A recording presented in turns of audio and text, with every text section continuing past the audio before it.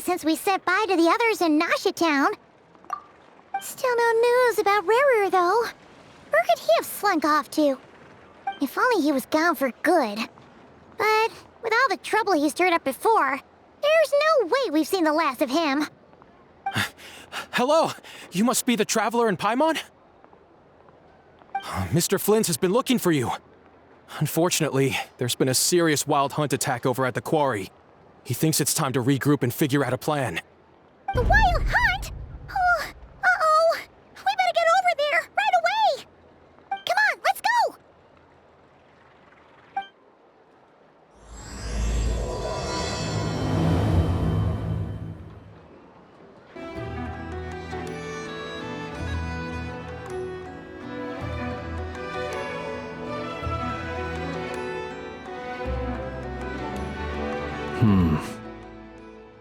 I can barely sense any Kuvaki at all. This whole area feels like a soulless husk. Looks like his appetite truly is insatiable. As if the power of that energy cannon wasn't enough. He's not seriously still getting stronger? What's his endgame here? Ah, everyone's here already. Hey, we made it. So, what's going on? We've all been on high alert since we split up a few days back, expecting Rarir to strike again. But it's like he just vanished into thin air. No one has seen him nor found any trace of his presence. That is, until this morning, when a ratnik found signs of wild hunt activity while out here on patrol. As you can see, the crystalline itself is physically intact, but the Kuvaki it contained is all but completely diminished. And we're sure that Rarir did this. Who else? He's the only one who could pull off a stunt like this. Kuvaki loss has reached critical levels. Reikir of Solnari set to maximum threat level. Warning, unless de-escalation measures are taken soon, he will pose a threat beyond our ability to contain. The consequences could be catastrophic. Traveler, do you remember when we encountered Rarir just after regaining his body? There wasn't a shred of sanity left. Nothing but madness and rage. Yeah, didn't he shout out a bunch of names? Then he started raving about how nothing in this world mattered to him. Oh, Paimon gets chills just thinking about it. Oh, but the thought that he's still out there, lurking somewhere in Notcry, waiting for his chance to strike? Oh, even chillier! Last time we fought, we were already at a disadvantage. If he has such overwhelming strength, why would he suddenly go into hiding? Yeah, if I were him and I wanted more Kuvaki, I'd just take it by force. No point staying in the shadows. Unless something went wrong. His whole resurrection thing didn't exactly go smoothly. The other thing is, how does someone who's completely lost their mind still have the wherewithal to cover their tracks so perfectly? Beats me. According to certain medical studies, insanity does not always entail a complete loss of rationality. It may be that he is simply living in a world of his own. That actually sounds about right. He was ranting away to himself the whole time, like he had zero interest in talking to us. There are many unanswered questions here. He could be right under our noses, and we'd still be in the dark. Besides his name and title, we know little about him. Certainly nothing about his past, or what he might be hoping to achieve. Exactly. And we wouldn't even know where to begin looking. Even Boss hadn't heard of the Raihir of Solnari before all this. I'd be willing to bet that even if we gathered together every scrap of intel in Nodcry, we still wouldn't find more than, like, 3 useful facts about him. So, if we do nothing, he'll just keep getting stronger. But if we want to investigate him, we have no idea where to look. Last time we had Marionette and her big robo-buddy to help us, and we still barely held our ground. If we had to face him alone... Oh, Paimon's head hurts just thinking about it. What are we supposed to do against a threat this big? Well, I do have a little hunch about his next move. Given that he attacked the quarry, I'd say it's likely he'll target other places rich in Kuvaki. Somewhere like the Eye of Krati, or the Pillar of Embla. One thing's for sure. If we just sit back and let him keep absorbing Kuvaki, we really won't stand a chance against him. A perfectly reasonable hypothesis. However, it is worth noting that these two locations are quite far apart. To investigate them both, we'll need to split up. I agree, we should split up. Right now, Rarir's goal seems to be gathering Kuvaki, not fighting us directly.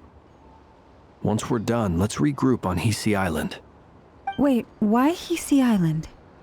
If I recall correctly, your largest goddess statue was carved from Kuvaki-rich ore, was it not? That's right. Yes, it could well be a potential target of his. I should head back and start evacuating the pilgrims.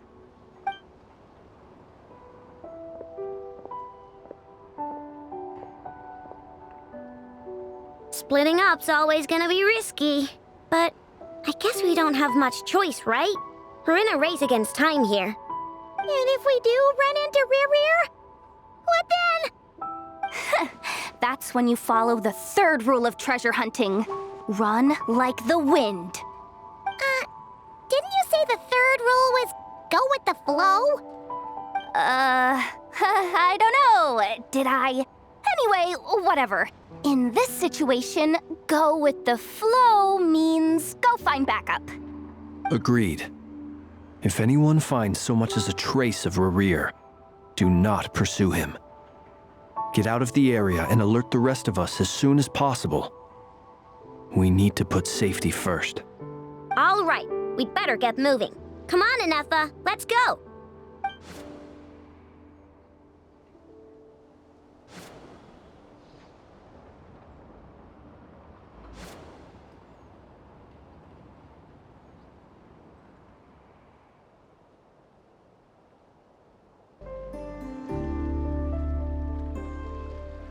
Any leads? Nope. Diddly squat. No clues to where he might be hiding. It's like he's a ghost. It feels like we're sitting on a powder keg that could go off at any second. Oh, I hate this feeling. I'd rather face him head on than be left hanging like this. So, you guys didn't find anything either? Not loving the word either. How about you, Flints? I questioned a few Radniki and eventually narrowed my investigation down to one suspicious individual. But by the time I got to his place, he was already gone. Almost as if he knew someone was on to him. Either that, or he's just extremely cautious and doesn't stay in one place for long. He's been biding his time for a while now. The question is, where or what is his next target? No idea. Since regaining his body, he seems to have lost all interest in the fragment in my possession. If he did still want it, he's had plenty of chances to take it. All we can do now is hope that Aino and Anefa turn up some leads. Darn it, Rarir. If you've got the guts, come face me one-on-one! Wait, he's actually here? I didn't mean it, I swear! No, it's coming from Silver Moon Hall. The Lady Kutar might be in danger. Let's get over there, quick!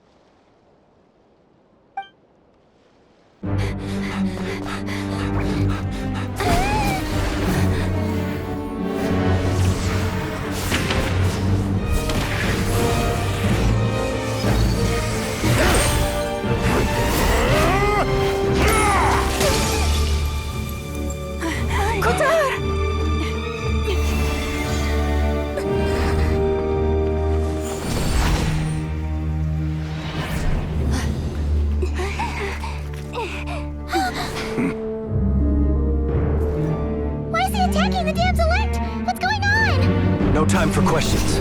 Stop him!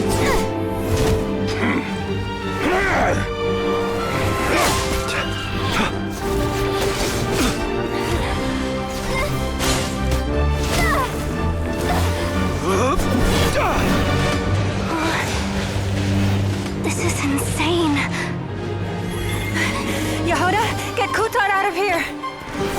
On it.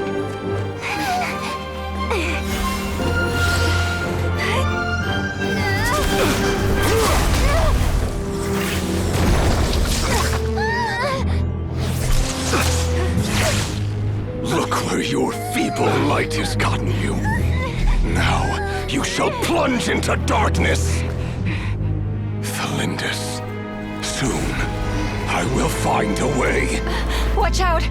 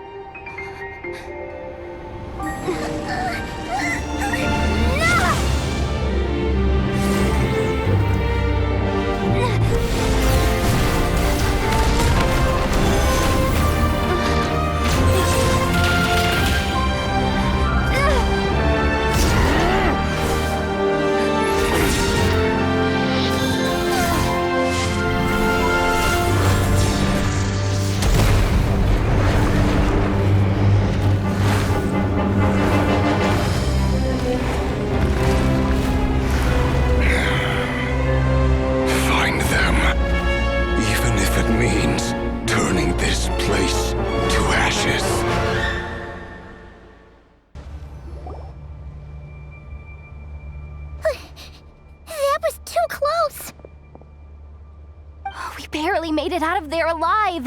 What's that guy's deal? How'd he get so crazy strong? He's a threat to this entire nation. I doubt his strength could even be measured by conventional standards. I have a question. When me and Anefa showed up, we saw him chasing after this lady like he wanted her dead. What was that all about? We weren't there for the whole thing either. They were already duking it out by the time we arrived. Yeah, we didn't see how it all started.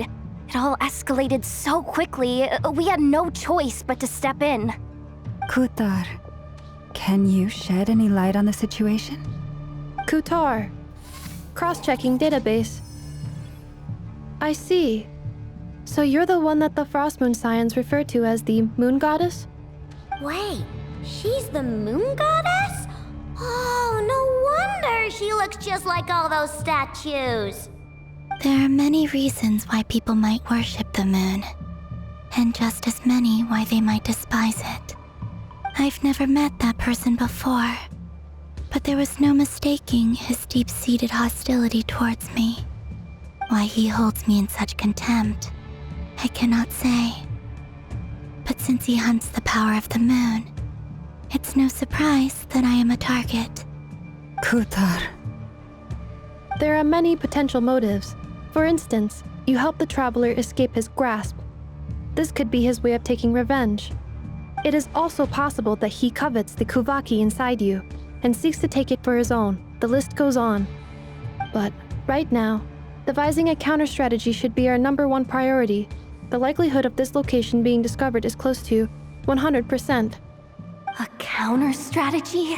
But we don't stand a chance against an enemy like this. Surely our only option is to run. He's not gonna chase us to the end of the world, right? So as long as we can sneak out of Nodcry undetected. No, I can't say that. Come on, Yehuda, this is serious stuff. You can't suggest we all just chicken out. Running is our only option. Huh? You seem surprised, but what other choice do we have? We are facing an enemy we cannot possibly defeat in battle. Well, I mean, yeah, but still. It's not too late. I can distract him, so you have plenty of time to make your escape. Wait, what? You're gonna act as bait? Doesn't that make sense? I'm the one he's after. There's no need for you to risk your necks on my behalf. A coyote doesn't stop for bypassers while it's howling at the moon. What is it, Loma? The Frost Moon Scions have already grown accustomed to life without their goddess. My presence here is no longer essential, and this is not my home, so you needn't ask me to stay. We can't just roll over and let him get away with this. That's not our style. Yeah, we can't just call it quits after everything we've been through together. Besides, she'd pretty much saved my life back there. If I just ditched her now, I'd never forgive myself.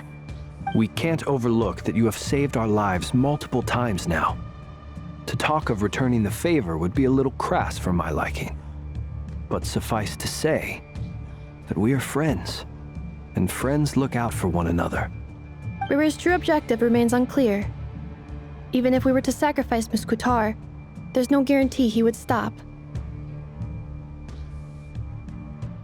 But Kutar, I know why you left the Frost Moon Scions so long ago. It was because people started treating prayer as a form of trade. They would make self-centered wishes, force you to accept meaningless offerings in return, and then expect you to perform miracles for them, as if that were their entitlement. If it were me, I might have walked away too. But I believe that time can change everything, and that sometimes it takes losing something precious to appreciate its true worth. After much reflection, I've realized that this was never about whether the Frost Moon Scions need you. Any relationship based on need is purely transactional.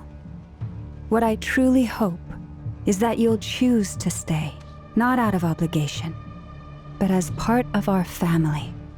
You were born here, and now you've returned. Who knows? Perhaps it was the moonlight that guided you home. thank you, Lauma. But my power is on the wane. I'm afraid I will be of little use to you now. Very well then. I'll do as you say. Both times you saved us, we were transported across great distances in an instant. Is that one of your powers as the Moon Goddess? It is, but I find it very draining. I barely managed to pull it off just now, and it will be some time before I'm strong enough to do so again. Rejected by the world, my power is dwindling. Like a lake cut off from its source, slowly shrinking away. Now, it has almost run dry. What do you mean, rejected by the world? The 3 moons belonged to the ancient bygone era in which they came into being. From the moment I was born, the world itself has been steadily sapping away at my strength. The 3 moons are not one and the same. As the goddess of the Frost Moon, I cannot wield the powers of the other 2. Yet moonlight has a way of blending together. Each can reflect the other's glow. So when our fingers touched, I was able to restore my strength by drawing Kuvaki from the eternal moon's marrow. But this method of recovery is painfully slow. If only we could find the... It's the Wild Hunt! Even faster than we expected. We'll have to finish this conversation later. See how those Wild Hunt creatures are running away from us. They're likely just a scouting party, which means Rerir won't be far behind. Then what are we waiting for? Let's get the heck out of here!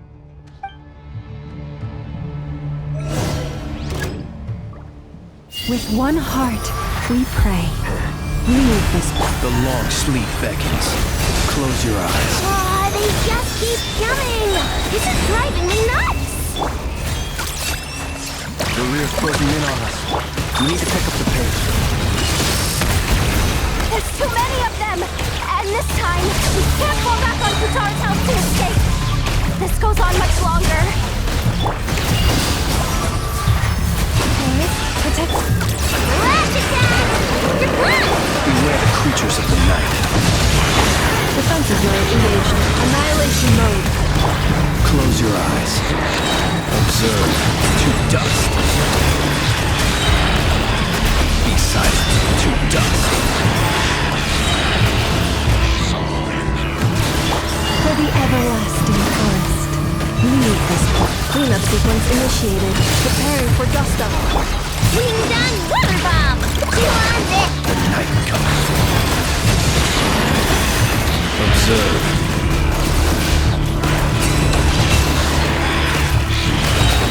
Close your eyes to dust. Steady now. Ultimatum protocol. With one heart, we pray. Forest, Look! The rainbow! The long sleep beckons. Be silent. Observe. Fear the dark. Fear the dark.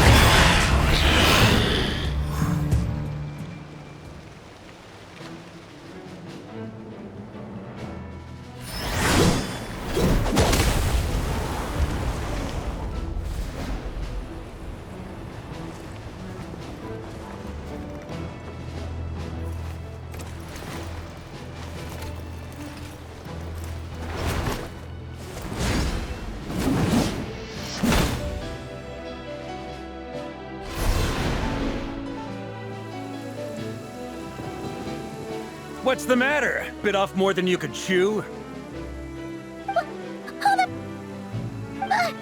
are you? Uncle Varka! You're back from Amsvartnir? Whoa! You're Varka? Grand Master of the Knights of Favonius? We could save the intros for later. Right now, let's get you all out of this hellhole. Follow me. I know somewhere you'll be safe. Oh, is that where I think it is? That's the one. Come on, move! There's no time to waste.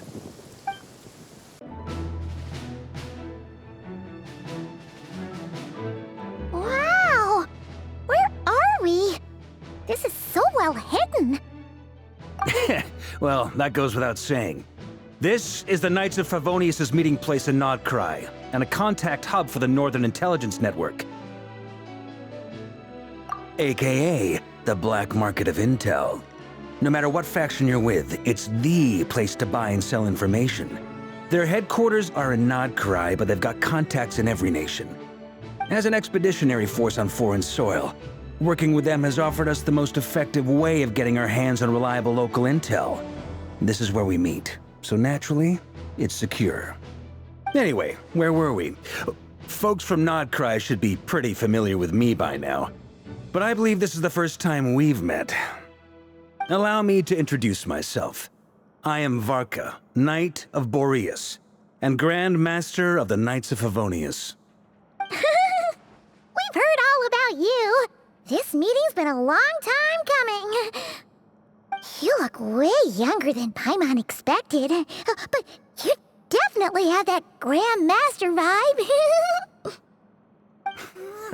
Well, I'm no spring chicken. Just not showing my age yet. Definitely feeling some of that back pain today, though. Rushed back from Amsvartnir without a wink of sleep, only to get right into another fight with that freshly revived maniac. Another? You mean you fought him before? Yep. He wasn't nearly as strong back then, but he was still a formidable foe.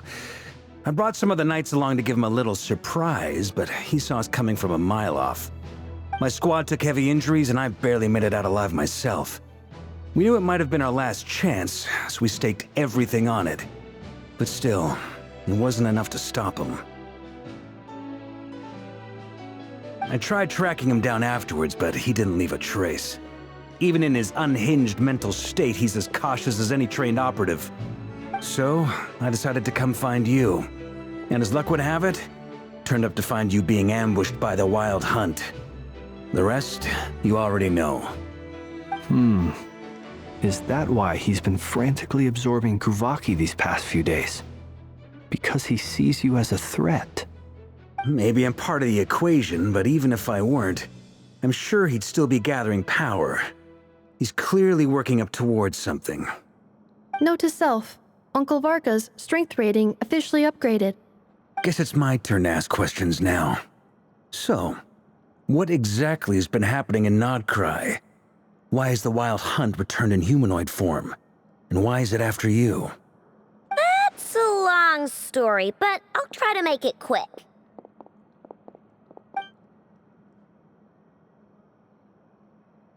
Wow, I had no idea so much had happened. Sounds like you guys have really been through it. So, the Kutar is actually a Fatui Harbinger. And all this Wild Hunt activity in Nodcry is the work of the Raker of Solnari, one of the 5 sinners. That's a lot to take in. Need some time to wrap my head around it all. I'm truly sorry, Mr. Varka. You stood with us against the Wild Hunt and did everything you could to stop it from escalating into a full-blown catastrophe. And then, the one time you're away, it all comes to a head and all your hard work gets undone. You've got nothing to apologize for, Miss Moonchanter. You can plan 100 steps ahead and still slip up. That's just life. No one knows what tomorrow holds. You can't predict which way the wind will blow next. And, to be perfectly honest, I can't say I'm surprised. For all the times we've defeated the Wild Hunt in the past, we've never been able to completely wipe it out. Turns out, we were just delaying the inevitable. But now that a new variable has come into play, fate may well take a different course. A new variable? You mean us? Who else?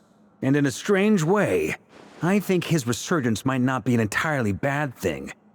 The Wild Hunt is like an unrelenting force of nature, but Rerir is an individual with an agenda. He's gotta have a weak spot somewhere.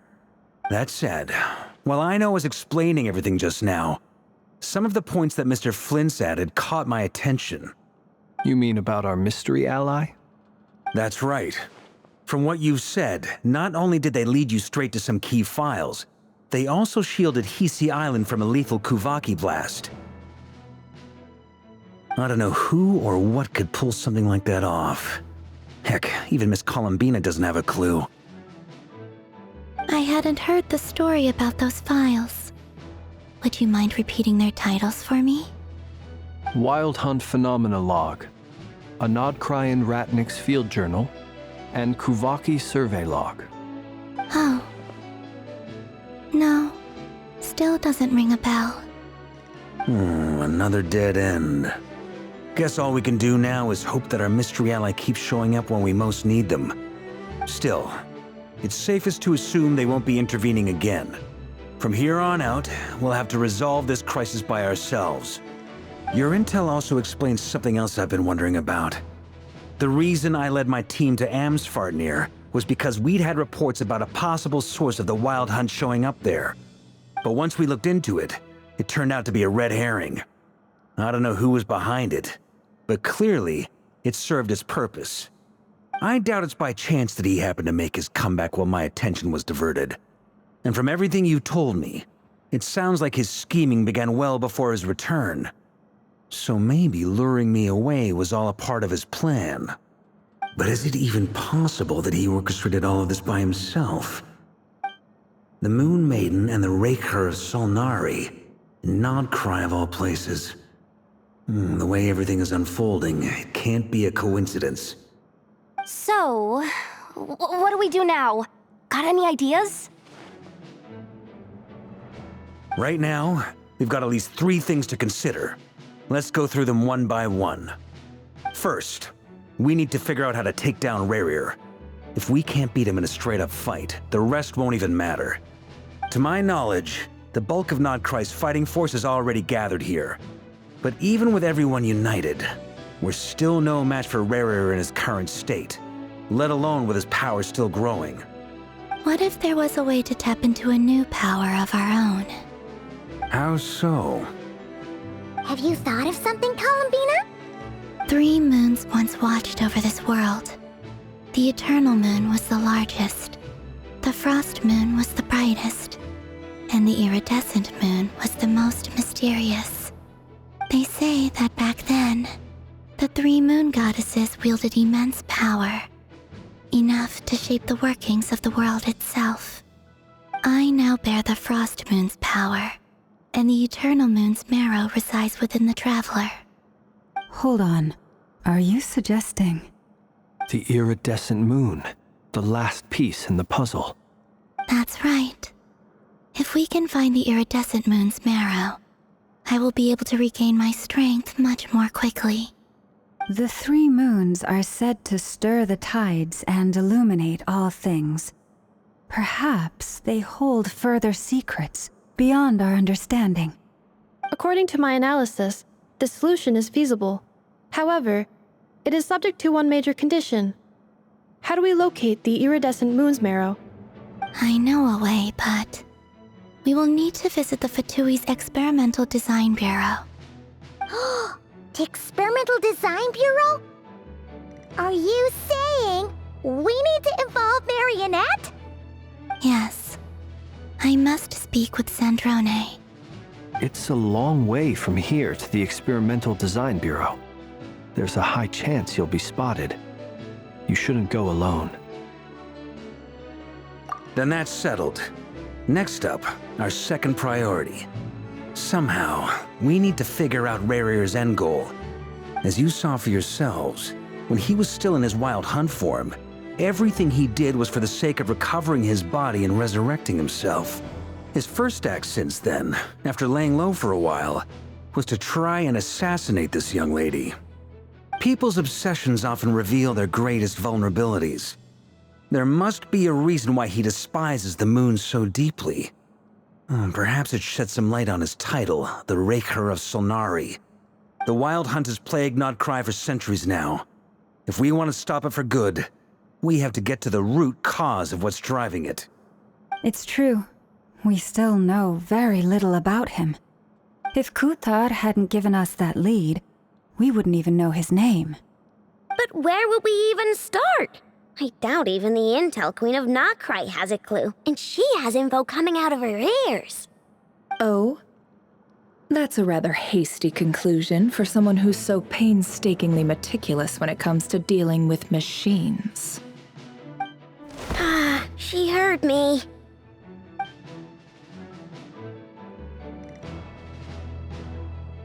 Boss! What are you doing here? I'm now asking myself the same question. I received a letter from a humble knight of Favonius, requesting a meeting to discuss a major business deal. But it looks like this humble knight had something else in mind. Details, details. Miss Neffer, the important thing is that you've arrived at the perfect time. Since his failed ambush, I've been racking my brains trying to come up with a plan to fight Rarir. Given the severity of the situation, I think it's fair to say that our only chance lies in uniting as one. And I'm talking all the factions in Nodcry. We can't do this without the Curatorium, but I knew it'd be a tough job to win you over. So, I took the liberty of reaching out for a little chat. Wait a sec. How did you even hear about this place, Neffer? Didn't you say this is meant to be the Knights of Favonius' meeting spot? And a contact hub for the Northern Intelligence Network? And isn't it supposed to be super hidden? You really think he could have gotten settled in Nodcry without my help? Besides, I'm the one running this gig. Of course I know where the meeting place is. Allow me to introduce the current head of the Northern Intelligence Network. If it's intel you're after, she's your woman. Pretty much seen and heard it all. Please spare me the flattery. Let's cut to the chase. Seems like you've run into some trouble, huh?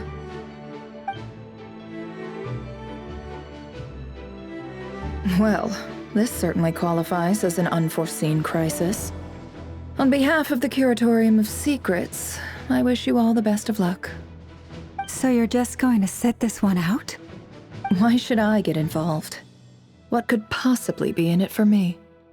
What if we told you, we can't do this without you? Oh? Then I'd say, you'd better make it worth my while. I don't work for free. I can't put a price on something like this. It's just not in my nature. But then again, you and I have always been polar opposites in this regard, so I can't exactly say I didn't see this coming. If you insist on compensation, I will pay you. Consider this a formal commission. Sound fair? You just don't give up, do you?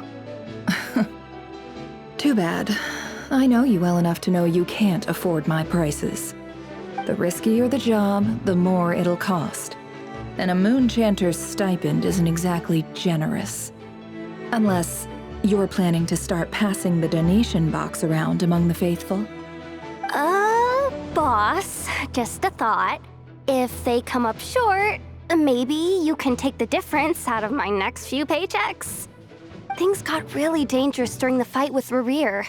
If this girl hadn't saved me, I'd be ley line fodder by now. I'd be gone for good, boss. If there's any way we can make this work, I'd really like to help her. Please?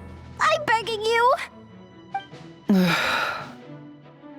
This is why I'm always telling you never accept favors. They are the hardest debts to repay. You have to be careful who you get involved with, or you invite all kinds of misfortune. Very well, Yehoda, I will help. But just this once. Don't count on this happening again. Flynn's, that fragment that Rerir was after, do you still have it on you? Of course. Let me borrow it. I need it to follow up on some leads. Wait, you actually have some leads? Shh. This is top secret information. I get it. We all have things we'd rather keep to ourselves. Plus, I know we can count on you, so we'll leave the intel gathering in your hands. And that brings me to the third and final item. We need to find a way to distract him. We need time to make our move, so someone will have to stall him. I'm in for this part, no matter what. Anyone coming with? Count me in too. Come off it, you two. Quit playing heroes. I'm way ahead of you here. Nefa did a scan of the Moon Goddess's Kuvaki signature, and we're gonna use it to make some decoys over at the Kramkake craft shop. Anyone who's in, follow me. Once they're ready, we'll deploy the decoys across Nagkrai. So as long as the rest of you keep moving, he won't catch on to your scent and won't be able to track you down. I like it. Genius idea. No biggie. All right then, we'll split into 3 teams. Once your team has finished their mission, return here and wait for the others. Dismissed!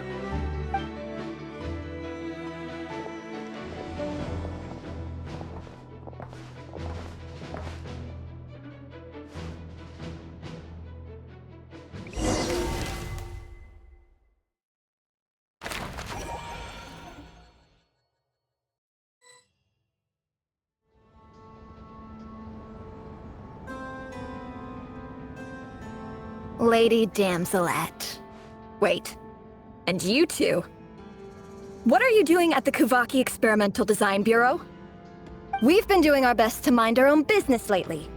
But if you're just gonna waltz up here like this, you're seriously pressing your luck. Don't blame us for doing what we have to. Huh! You really think that's gonna scare us off? We're not looking for any trouble. I just want to see Zandrone. Do I need to remind you that you're still a wanted fugitive for deserting us? Out of consideration for our former ties and the crisis we're all up against, we'll let you leave in one piece. But don't even think about trying to get inside. Let them in. But... Are you going to make me repeat that? No, my lady. Zandrone seems to be in a good mood. Must be maintenance day.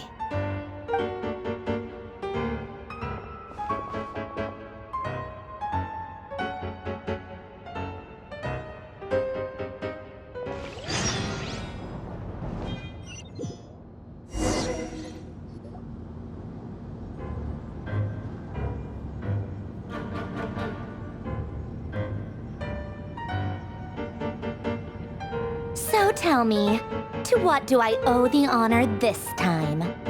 Actually, before you answer that, just so we're clear, we're not colleagues anymore, Columbina. I don't owe you anything. I promise it's nothing big. It seems like you've gotten the wrong idea here. The only reason I let you in was because I was bored. It seemed like a way to kill some time and satisfy my own curiosity. Whatever miscalculations I may or may not have made in the past, I haven't lost the plot enough to even consider sticking my neck out for your sakes. I'd like to speak with Arlecchino. What? Huh? You mean the knave? I'd like to speak with Arlecchino. Is she in Nodcry? No, she's not. Once the work on this facility was completed, she went back with the Rooster and Regrator. The only ones in Nodcry are me and... What is it you need to speak to her about anyway? Rerir is hunting me. If I'm going to face him, I must first retrieve the lost moon.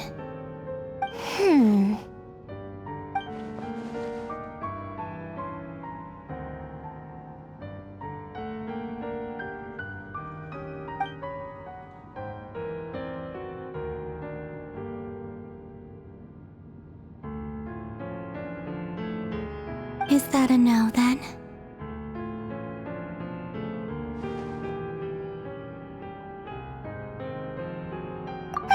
As if I need reminding.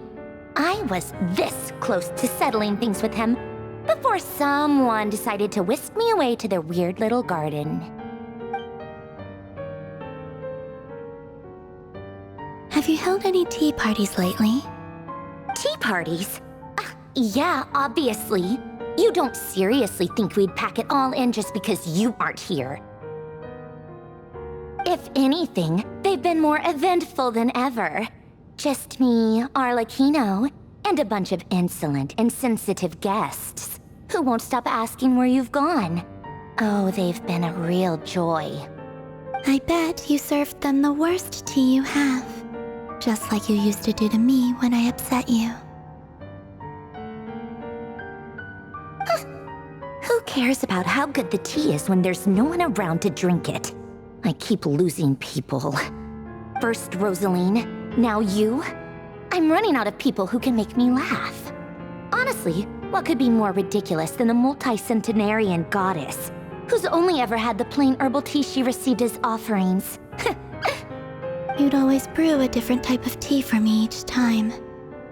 Was it really just to see how I'd react?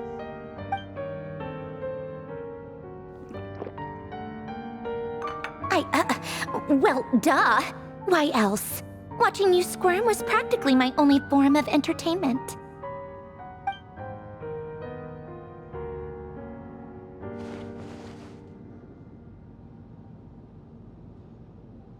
Oh, yeah.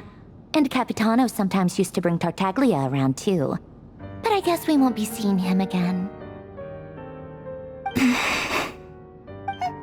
Well, I guess we are overdue for a get-together. Polonia! Have Fevronia pass a message to Arlecchino for me. It's time for tea. Will suffice. Pass along a message for me, too, if you would. My body cannot contain the marrow of 2 moons, so I'll be leaving one of them in her care. Excuse me? Who said you were on the guest list? If my tea meant that much to you, maybe quitting the Fatui wasn't your brightest move. Back when you were under the Tsaritsa's protection, no one would have dared come at you so openly. But that protection didn't come for free. In fact, I paid dearly for it. At the end of the day, it was just another transaction. I just got tired, that's all. I never wanted any part in their grand ambitions, and I've had enough of being treated like a bottomless supply of power. It brings back memories from the old days, when I was still worshipped as the moon goddess. Centuries on, it may be a different group of people, but I see the same greed in their eyes. I figured you'd leave eventually. You didn't have as much of a reason to stay as I do. The Tsaritsa gave you shelter and protection, but that was it. Nothing more, nothing less. Meanwhile, the Fatui demanded everything from you in return, until it was more than you could bear. I get why you left. And frankly, I have no interest in dragging you back just because the higher-ups told me to. But if you keep hanging around with this riffraff, the next time we cross paths, we might be enemies for real.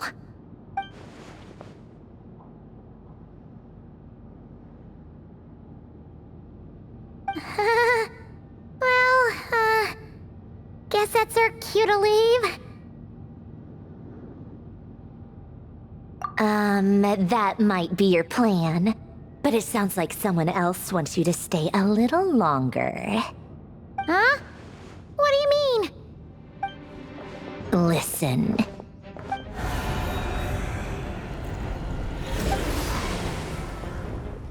My lady, it's the Wild Hunt. A horde of monsters is headed straight for the facility. Another uninvited guest trying to crash my tea party. Clear the area! I'll handle this.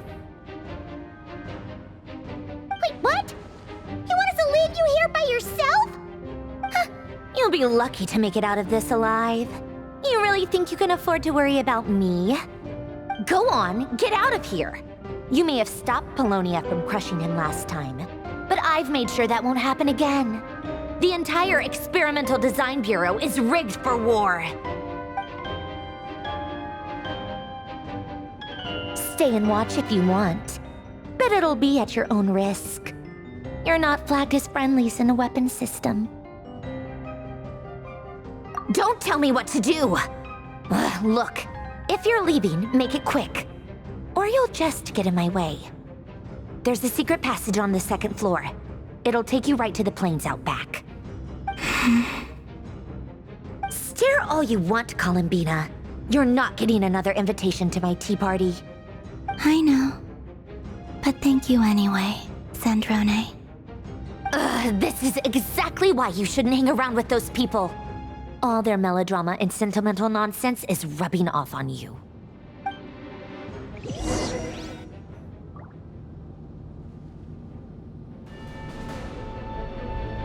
Come on then, Mr. Ray here. Let's pick up where we left off. It's your Wild Hunt monstrosities versus my beautiful creations. Let's see who comes out on top.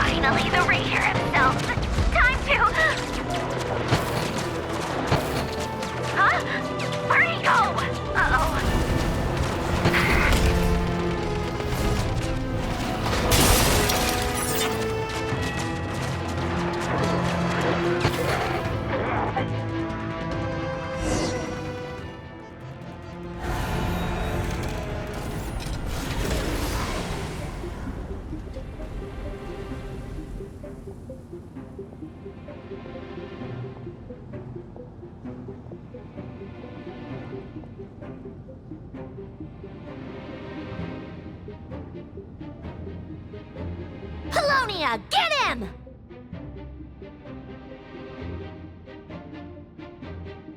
I've upgraded Pelonia again since our last encounter, and uploaded every last scrap of your data. So let's finish this, once and for...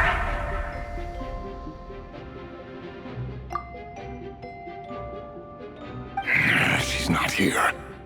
Where did she go? Hey! Over here, you big... Curse it. Moon. Go. Keep searching. She cannot have gotten far.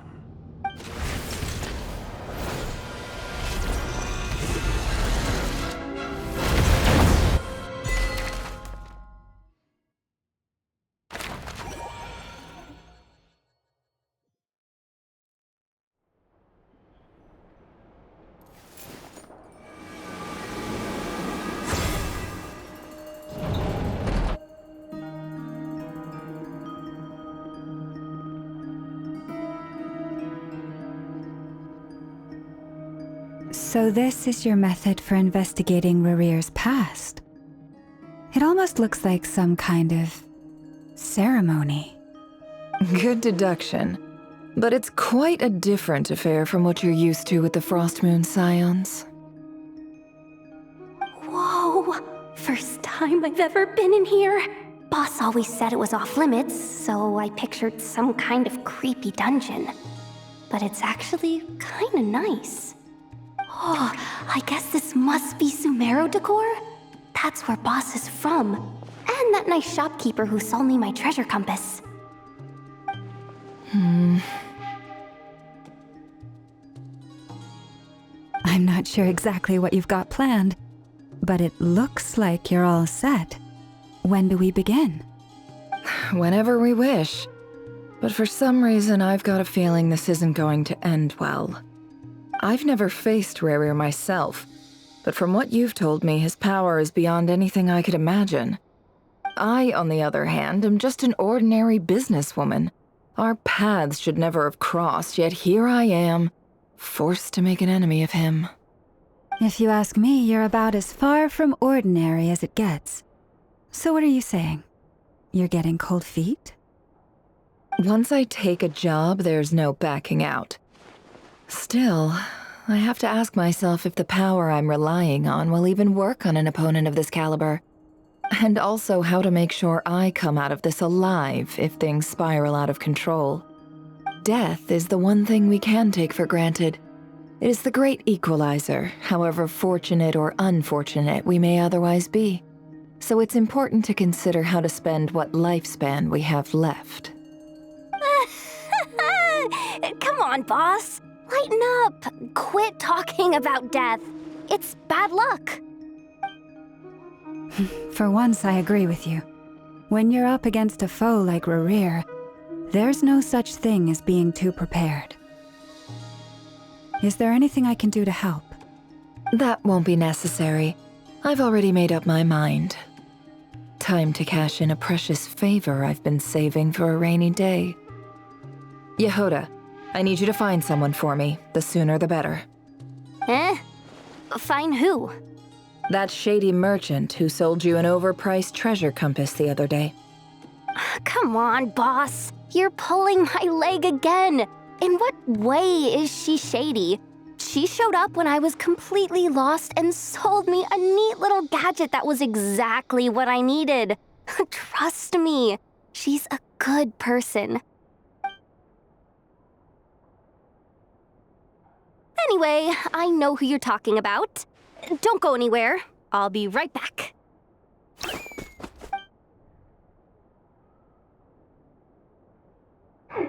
Quit grabbing me. I genuinely can't run any further.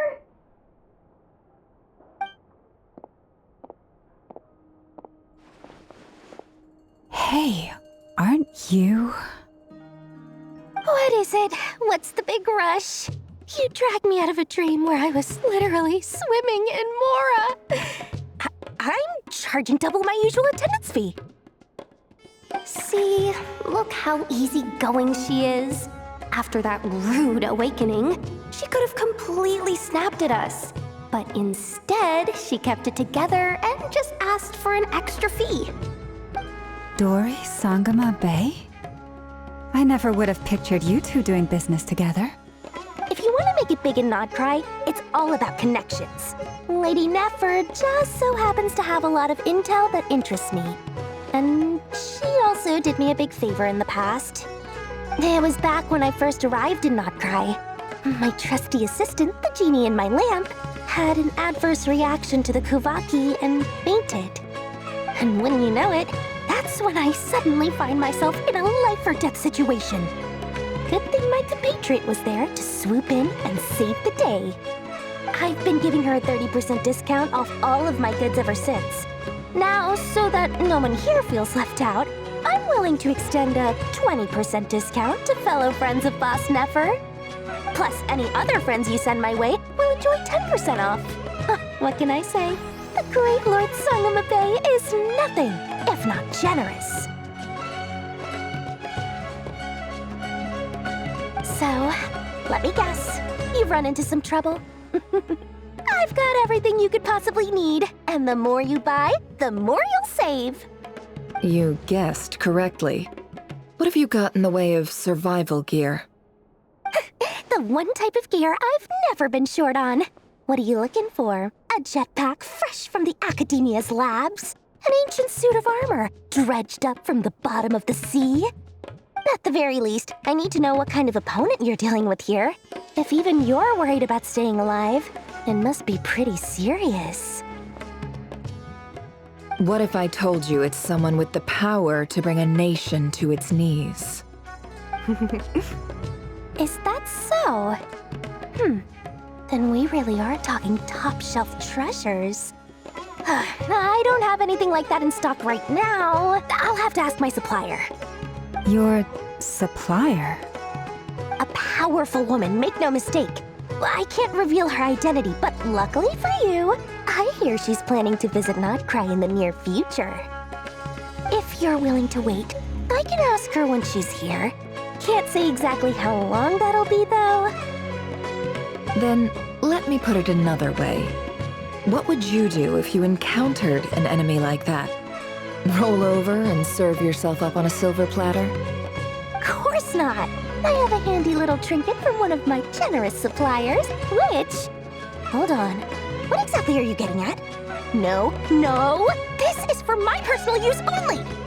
Let's just say I'm borrowing it, all right? Just for insurance purposes. You'll get it back later. Favors are the worst kind of debt to owe, and now you've got a chance to repay one. A win-win situation, don't you think? Fine. You can borrow it for 5 days. No, make that 3. And for every extra hour after that, I'm charging you 1,000,000 mora. Deal? Deal.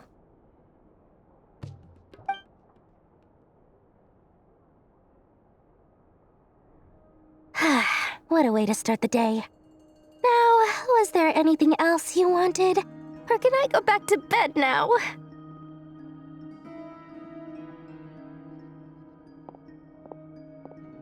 That will be all. Take care now. Don't trip up on your way back, friend. See you later! You're my favorite shopkeeper.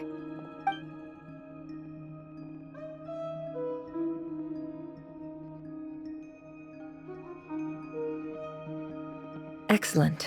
Everything is well and truly ready. The ceremony can now begin. After initiating the ceremony, your minds will follow me wherever I go. You will see many strange things in your mind's eye. So remember, don't be frightened, and don't make a sound. Now then, let us peer into the Raker of Solnari's past. I made it. I don't recognize this style of architecture. Must be Conrian. Simple furnishings, table and chairs. It's a more ordinary house than I might have expected. Looks like the fearsome Raker of Solnari came from surprisingly humble beginnings. Unless this passed for luxury in Conria. Unlikely. It was said to be a very prosperous nation in its heyday. Anyway, I'll keep exploring.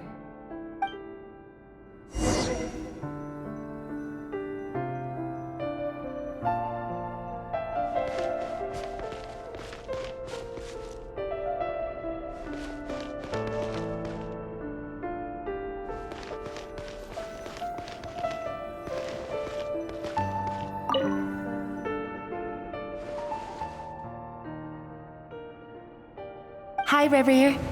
Since you're working extra hours tonight, I thought I'd keep myself busy by checking out that new kebab shop. I've heard good things about their menu. I'll test it out, and if it's as good as everyone's saying, let's go back together sometime. P.S. New stash from the Universitas Magistrorum. I brought some goodies home. A few teacups and a pin rack. Hope you like them. They didn't sign their name, but they must have been close. Sounds like they were living together.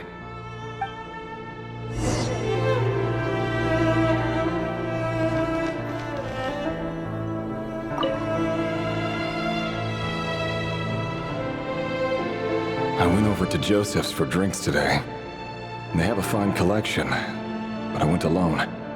Felindis was tied up with something and couldn't make it. Joseph asked why I came alone, but I didn't really have an answer. He then went on to ask about other things. If you ask me, someone who asks that many personal questions is too nosy for their own good. But if he invites me again, chances are I'd still go. Felindis. That's the same name Rerir mentioned. Crane imports keep falling. If things don't pick up, we'll soon be back to meat and mushrooms only. Honestly, I'm not a huge fan of that new type of mushroom everyone's been into lately. Didn't it start out as a lab-grown variety? I heard it's even mildly corrosive. Seriously, why would you even eat something like that? I don't care if it's an impressive feat of alchemy. That just isn't the kind of thing I like to eat. Grain has to be imported, and they're eating a diet of mostly meat and mushrooms. Could it be because Conria is underground, so it doesn't get much sunlight? That would explain why they use so much stone in their buildings. They even use alchemically modified strains for food. Seems like the people of Conria don't have many options when it comes to dining. I've just about saved up enough now. Time to buy it and keep it somewhere safe. Making a big purchase. I wonder what it is.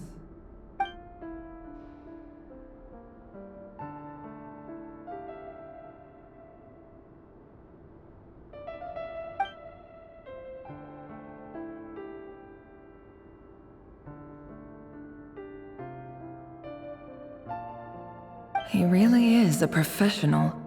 No wonder he's so good at covering his tracks. Despite what he's become, it seems like he's retained certain habits, at least in this regard.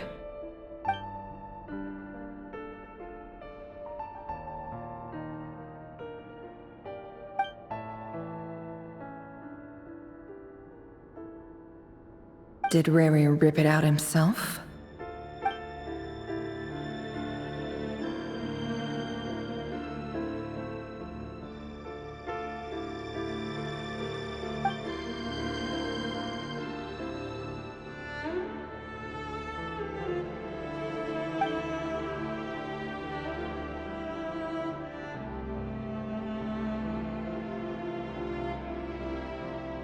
Before I met you, I was convinced that my heart was nothing more than a stagnant pool.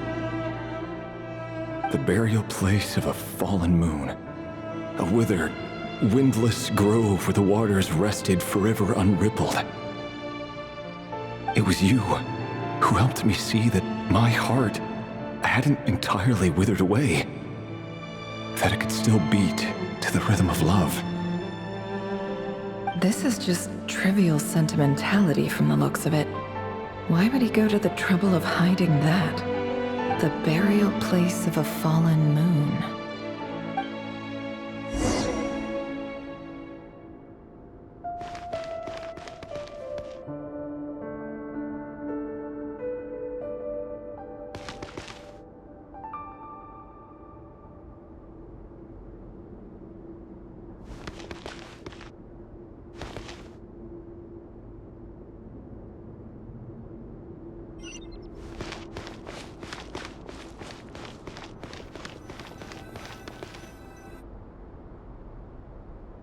Reverie, over here.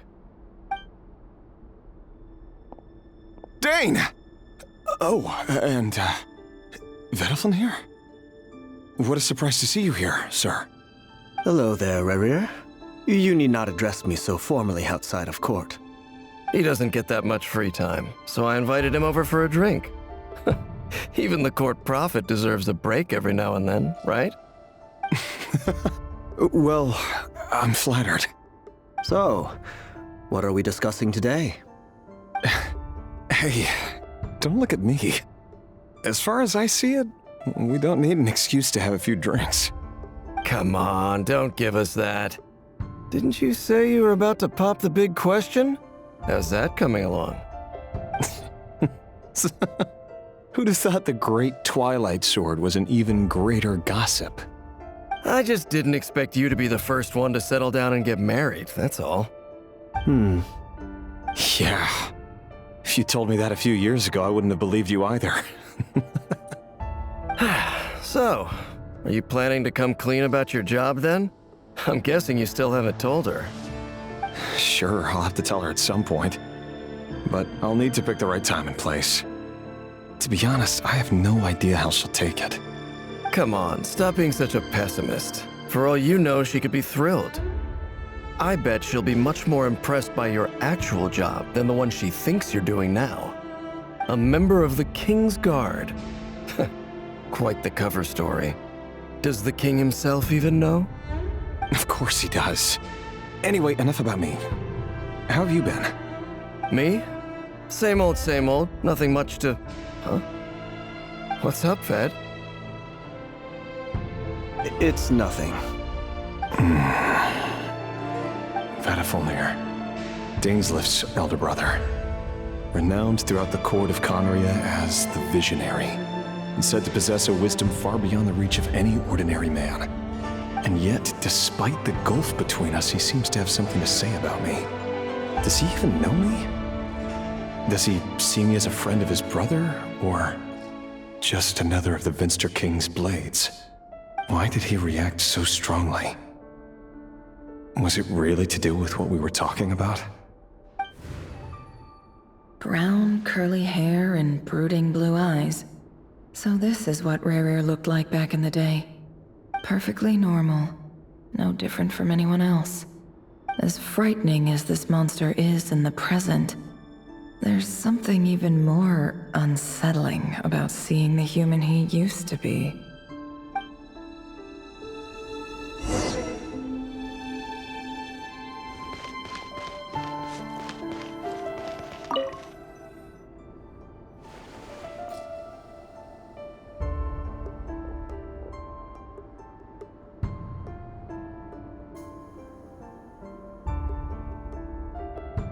Felindis? You're back early? Our equipment's being serviced today, so I got off earlier than usual. How's your day been? Aw, why the long face? Is something the matter? Has your boss been giving you a hard time again? Went for a drink with Dane and the others after work. Isn't that a good thing?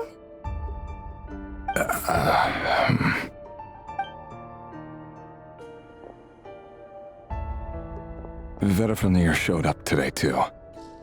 You know, Dainslift's older brother. Ah, Mr. Vediflin. Yes, I've heard of him. They say that everything he says ends up coming true. He overheard Dainslift mention that I'd recently proposed, and seemed to have an issue with it. But when I asked what it was, he kept it to himself. So, you're worried? You can be such a child sometimes, Reverie. We're nobodies. Why would the visionary be concerned about us? I'm sure someone in his position has much bigger fish to fry. Maybe you're right. You worry too much, Rerir. We've been together for ages now, and everything's been going so well, has it not? You've even proposed to me. So, you do remember. Tell me then. What's your answer? Like I said, I need some time to decide.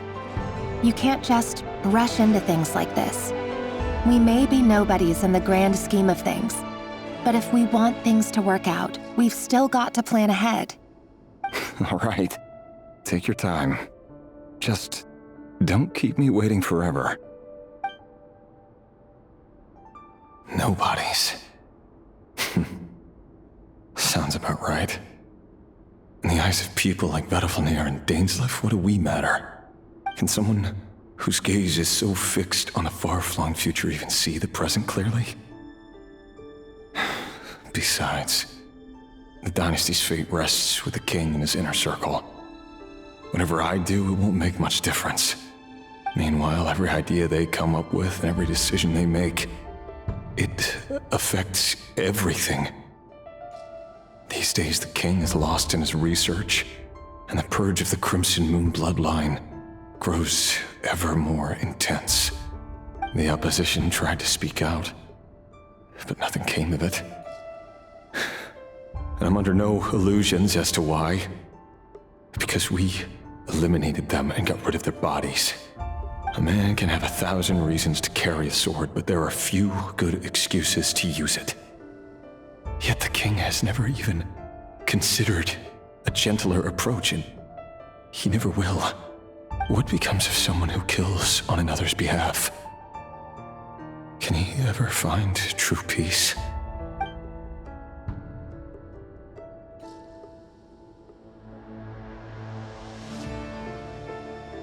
Thelindis?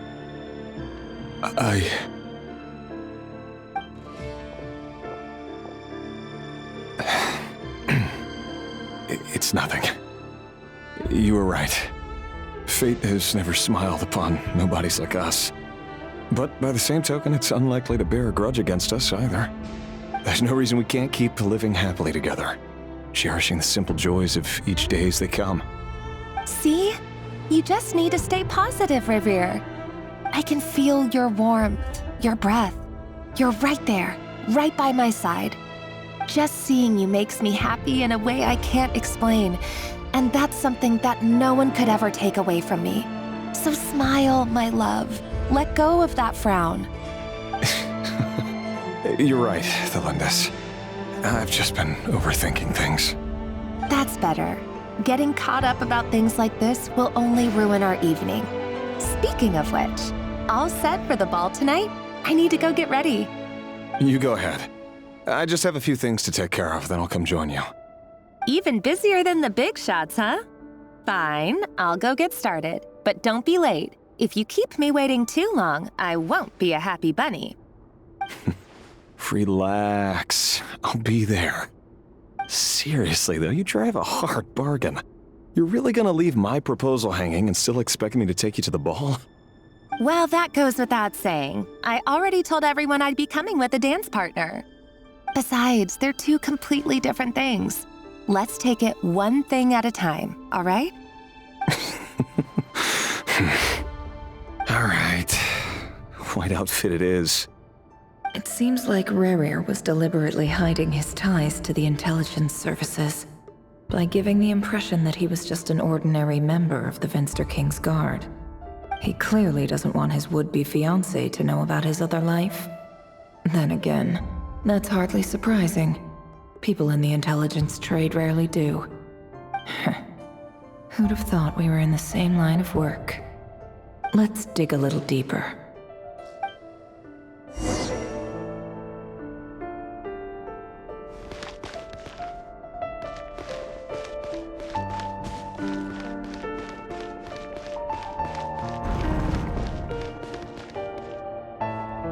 Our last operation was a resounding success, and all thanks to you, Rehir of Solnari. In total, we apprehended 32 dregs of the Crimson Moon, and 67 accomplices. After all these years since the dynasty's fall, so many of them still linger on. Indeed, it cannot be denied. Yet it was destiny that the Crimson Moon should be overcome by the eclipse, and that His Majesty, the all-seeing Vinster King, now guides our nation on the path to prosperity. Conria has no further need for a dead moon. But alas, there will always be those who refuse to see the truth, choosing instead to romanticize the past. That's not entirely true. Much about the Crimson Moon era was worthy of remembrance, and that's exactly why they keep trying to see it restored. Many of its secrets remain unsolved to this day. As it happens, that's precisely the field of study my partner is devoted to. You still haven't told her what you really do for a living. Where would I even start? How do you tell someone that you're one of the king's hand-picked executioners? That your hands are steeped in blood? You didn't choose this life, any more than I did. Orphans like us don't get a say. But I'll sure as heck be the one to pay for it. Speaking of which, we need to be more rigorous in the way we identify direct descendants of the Crimson Moon. Someone, it seems, has strong opinions about my future plans. Most likely my marriage in particular. I have a feeling that we may soon become targets of the Crimson Moon's retribution. Your concerns are not unfounded. They've taken out many of our colleagues these past few years, and for that very reason. These are no helpless lambs we're leading to the slaughter. They're wolves in sheep's clothing. Take care, Rehir of Solnari. I look forward to toasting you at your wedding. Thanks, Thorkel. You look after yourself, too.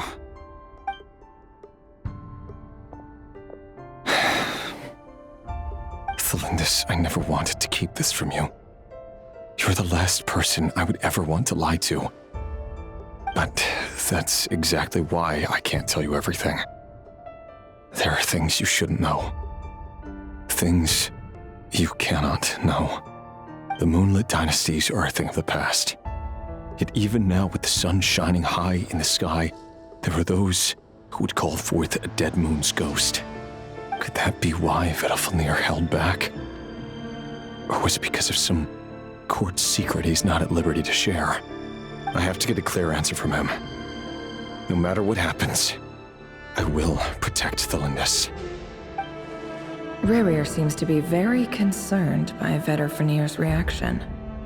Vedalfnir and Dainsleif, the Visionary and Twilight Sword. So that's what they were really like. I've investigated this whole area now. There doesn't seem to be any other memories here. Should I try somewhere else? Wait a second. What's this black smoke?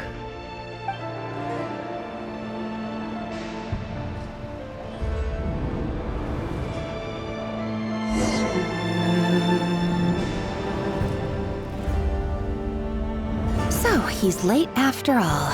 Just you wait, Rehir. You're in for it. Big time. Are you waiting for someone, ma'am?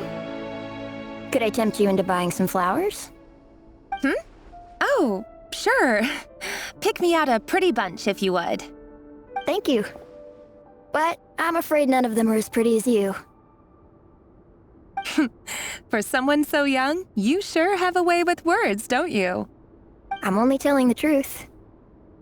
Look me in the eyes. You'll see I'm not lying. May we have a word in private?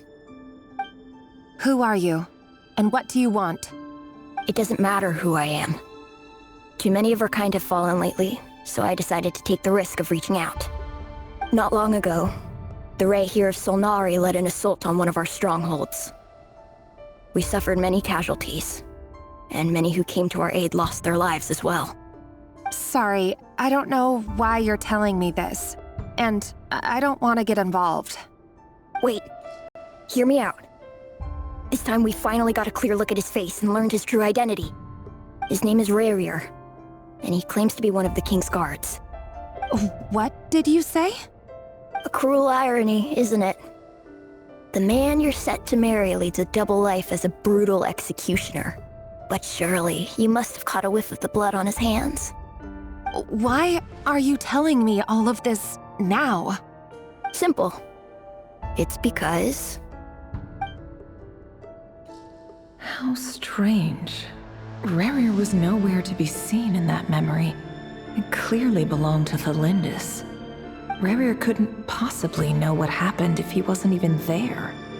Why would her memories appear in his fragment? The ceremony won't last much longer. I think it's time to call it a day.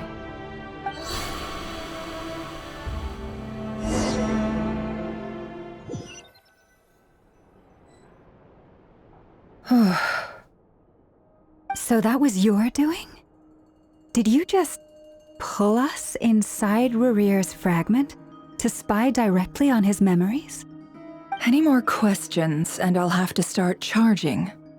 I had no idea you could do that, boss! Seriously, that was amazing! We're not worthy. We're not worthy! I gotta admit, though, I'm itching to see what happens next. Feels like we barely scratched the surface. I'm just as curious as you are, but the ceremony only allows for limited time inside. That's all we can see for now. Luckily, we managed to learn quite a lot. So far, so good. I just hope the others are doing okay too. Especially the group with the Traveler. Their mission is a risky one. Let's hope it's all going smoothly. If you're worried about them, go see how they're doing. If I know Boss, she's gonna need some time to write up all the details and make sure it's all coherent. I'll stay behind to lend a hand, but feel free to head back and meet up with the others.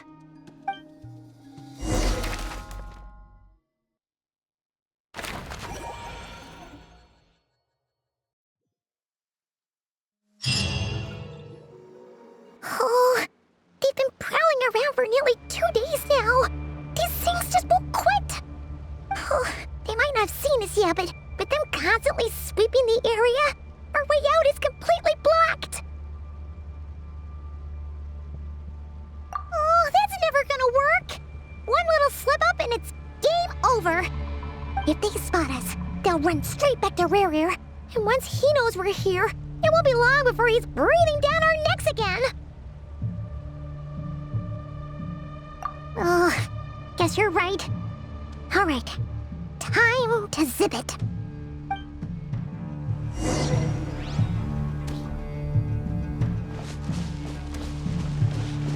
Quick, hide! We almost got spotted! Phew, that was a close call.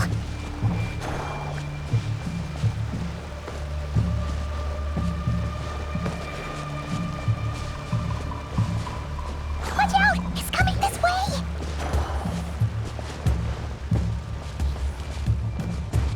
Keep going. We're nearly there. This is the final hurdle.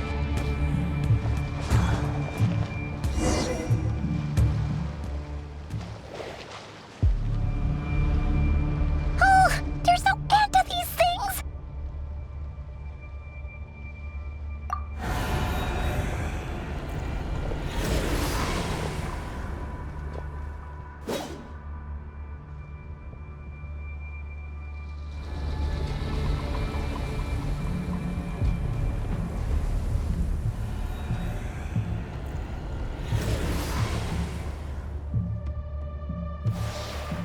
Fire. Fire? Wait, what's that smell? Oh no, there's a fire!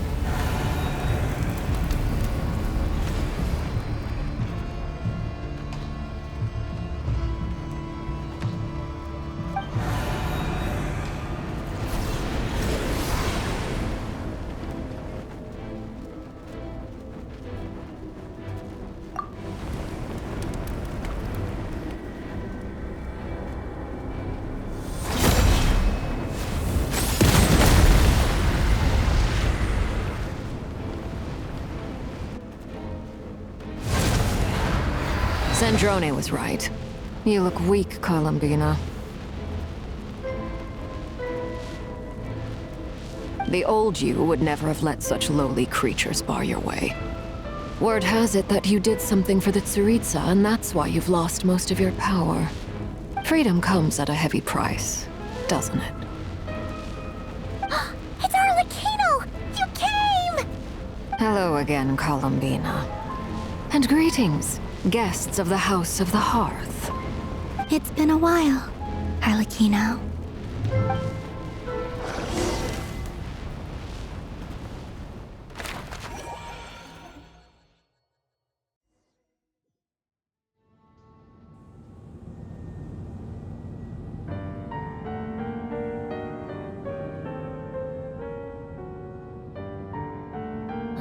Stupid right here of stupid Solnari.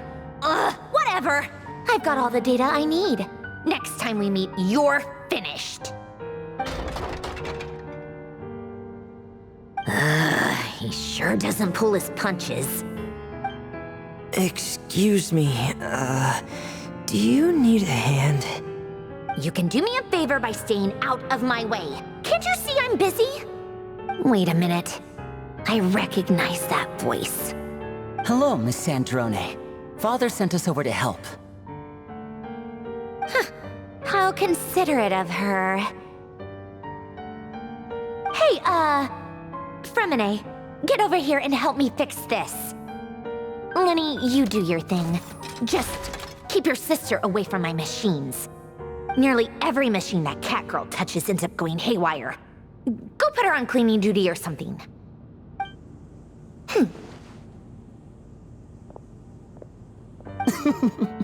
Then let's start downstairs. Fremine, we'll leave this place to you. You've got it. Wait a second. Pretty sure there's still some tea in the cupboard. If you want some, you'll have to make it yourselves.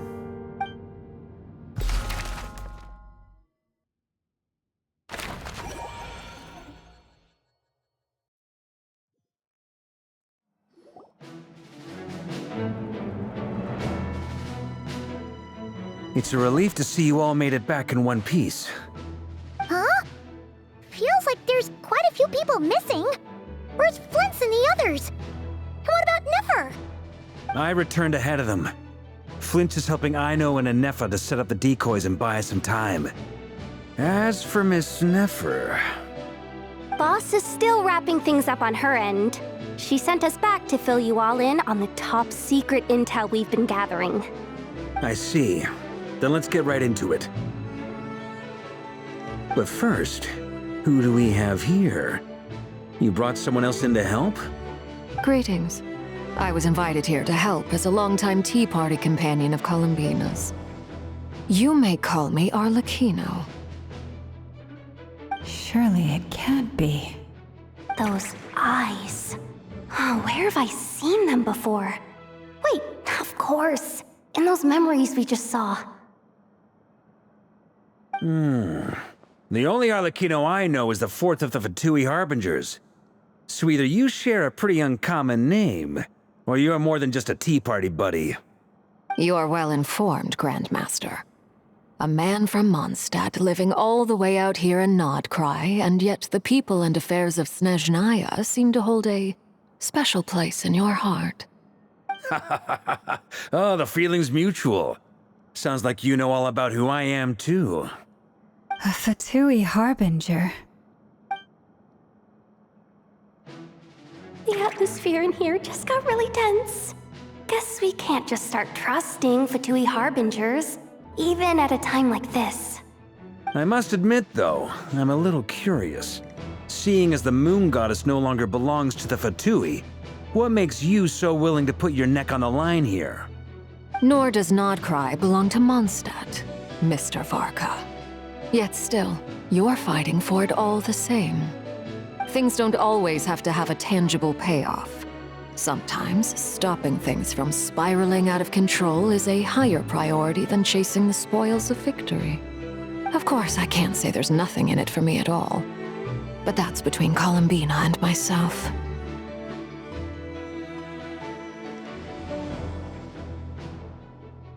Forgive me. I don't mean to doubt you. It's just that the Fatui really have been the source of many of our troubles. We have our own way of doing things here in Nodcry. But ever since they arrived, the Fatui have treated us with nothing but hostility. I know there's been a lot of bad blood between us in the past. I've done my utmost to avoid friction whenever I could. But sometimes fundamental conflicts of interest simply can't be settled amicably. That's why I'm here solely in a personal capacity. This has nothing to do with the Fatui. As a gesture of good faith, I'll be frank. I can help Columbina track down the iridescent moon's marrow, which will help her restore more of her power. Anyway, what else is on the agenda? Let's begin. She says she'll be frank, then completely skips over the details. Looks like she doesn't want to give away too many secrets after all. But she clearly wants to change the subject. It'd be awkward if I tried to bring it up again now. I guess we'll just have to go along with it. She's the fourth of the Fatui Harbingers after all. One look and you can tell she's not someone you'd want to mess with.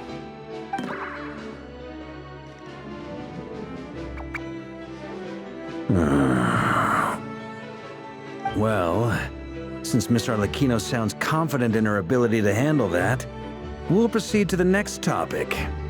Yehoda, time to share that top-secret intel. All right, listen up, everyone. First, we now know that Rerir was originally a Conrian secret agent whose primary mission was to hunt down and assassinate the so-called Dregs of the Crimson Moon. The Dregs of the Crimson Moon? Mm-hmm. In the memories, there was a lot of talk about the Crimson Moon and Eclipse, and a whole bunch of other stuff from the time of Conria. To my knowledge, those were the names of two different Conrian dynasties. Long, long ago, it is said that the people of Conria worshipped the Crimson Moon, drawing a mysterious power from its reflection. But one day, a coup saw the Crimson Moon eclipsed, hence the name of the new dynasty that replaced it, and how it became the new emblem of Conria. Still, long after the Crimson Moon dynasty had fallen, the last ruler of the Eclipse dynasty, the Vinster King, still coveted the secrets it left behind. So, he sent the Rehir of Solnari to secretly hunt down the Crimson Moon's few remaining followers. In those days, Rerir showed no signs of madness. In fact, he was as normal as any other person. Oh, and he had a fiancé, or at least a would-be fiancé, called Tholindis. What's the matter?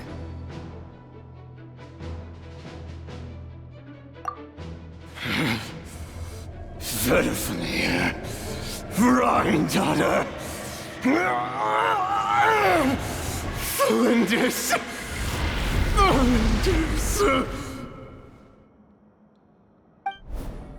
Interesting. Anything else? What about this would-be fiancé of his? Do we know anything about her? Well, she was a researcher at the Universitas Magistrorum, but it felt like she was hiding some kind of secret. Oh, and one more thing.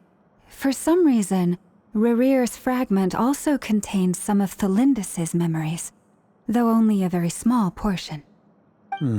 Well, no shortage of potential leads, I'll give you that. In any case, it sounds like we can conclude that while Tholindis was still around, Rerir appeared to be lucid and quite normal. Tholindis, it seems, must have been the one thing in this world that he couldn't let go of.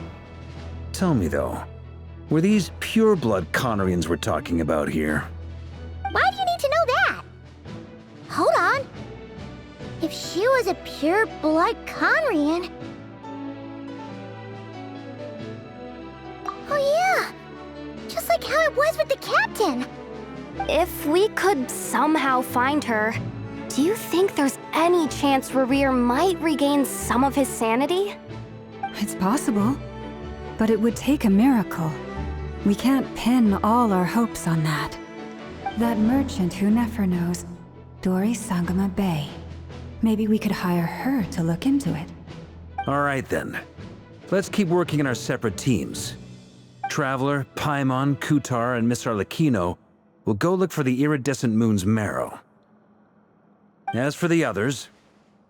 On the way over here, I noticed that the Wild Hunt monsters had grown even more frenzied in their search for Kutar.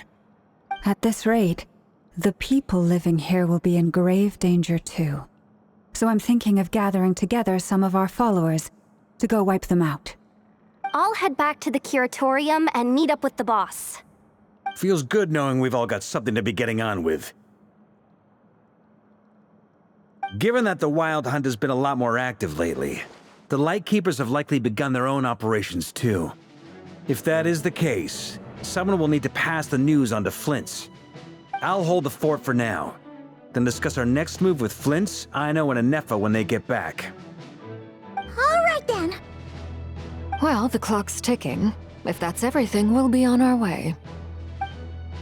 We'd better get moving too. We'll try to buy you as much time as we can.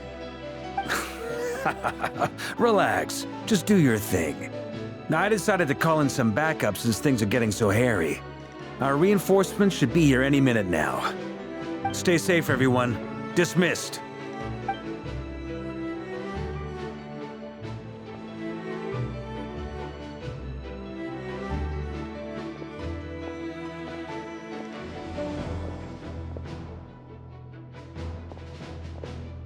We're back. Did we get here a little early? Or a little late? A tad late. The others have already set off. To summarize, our resident moon goddess has found us a new ally, and Boss Nefer has uncovered some promising info. Everything going smoothly on your end? Not great. I don't know how long we can stall them for. The decoys are getting taken out way faster than we imagined. I'm gonna make some more later, but I need a timeout first. I'm so tired right now. Oh, right! Anefa, could you fill in Uncle Varka on what we just discussed with Flint's? Sure. Uncle Varka, you previously told us about how when you went to investigate a source of the Wild Hunt in Amsvartnir, you discovered that it was just a diversion. But according to Flint's intel, several outbreaks of the Wild Hunt had already occurred in Nodcry in the period leading up to that. That was before Rerir had regained his body, when he was far from regaining his full strength. In other words, in theory at least, he still lacked the means to act in two places at once. Flint's, with everything that's been happening, the Lightkeepers across Nodcry are rallying to fight back against the Wild Hunt. They're gonna need your help.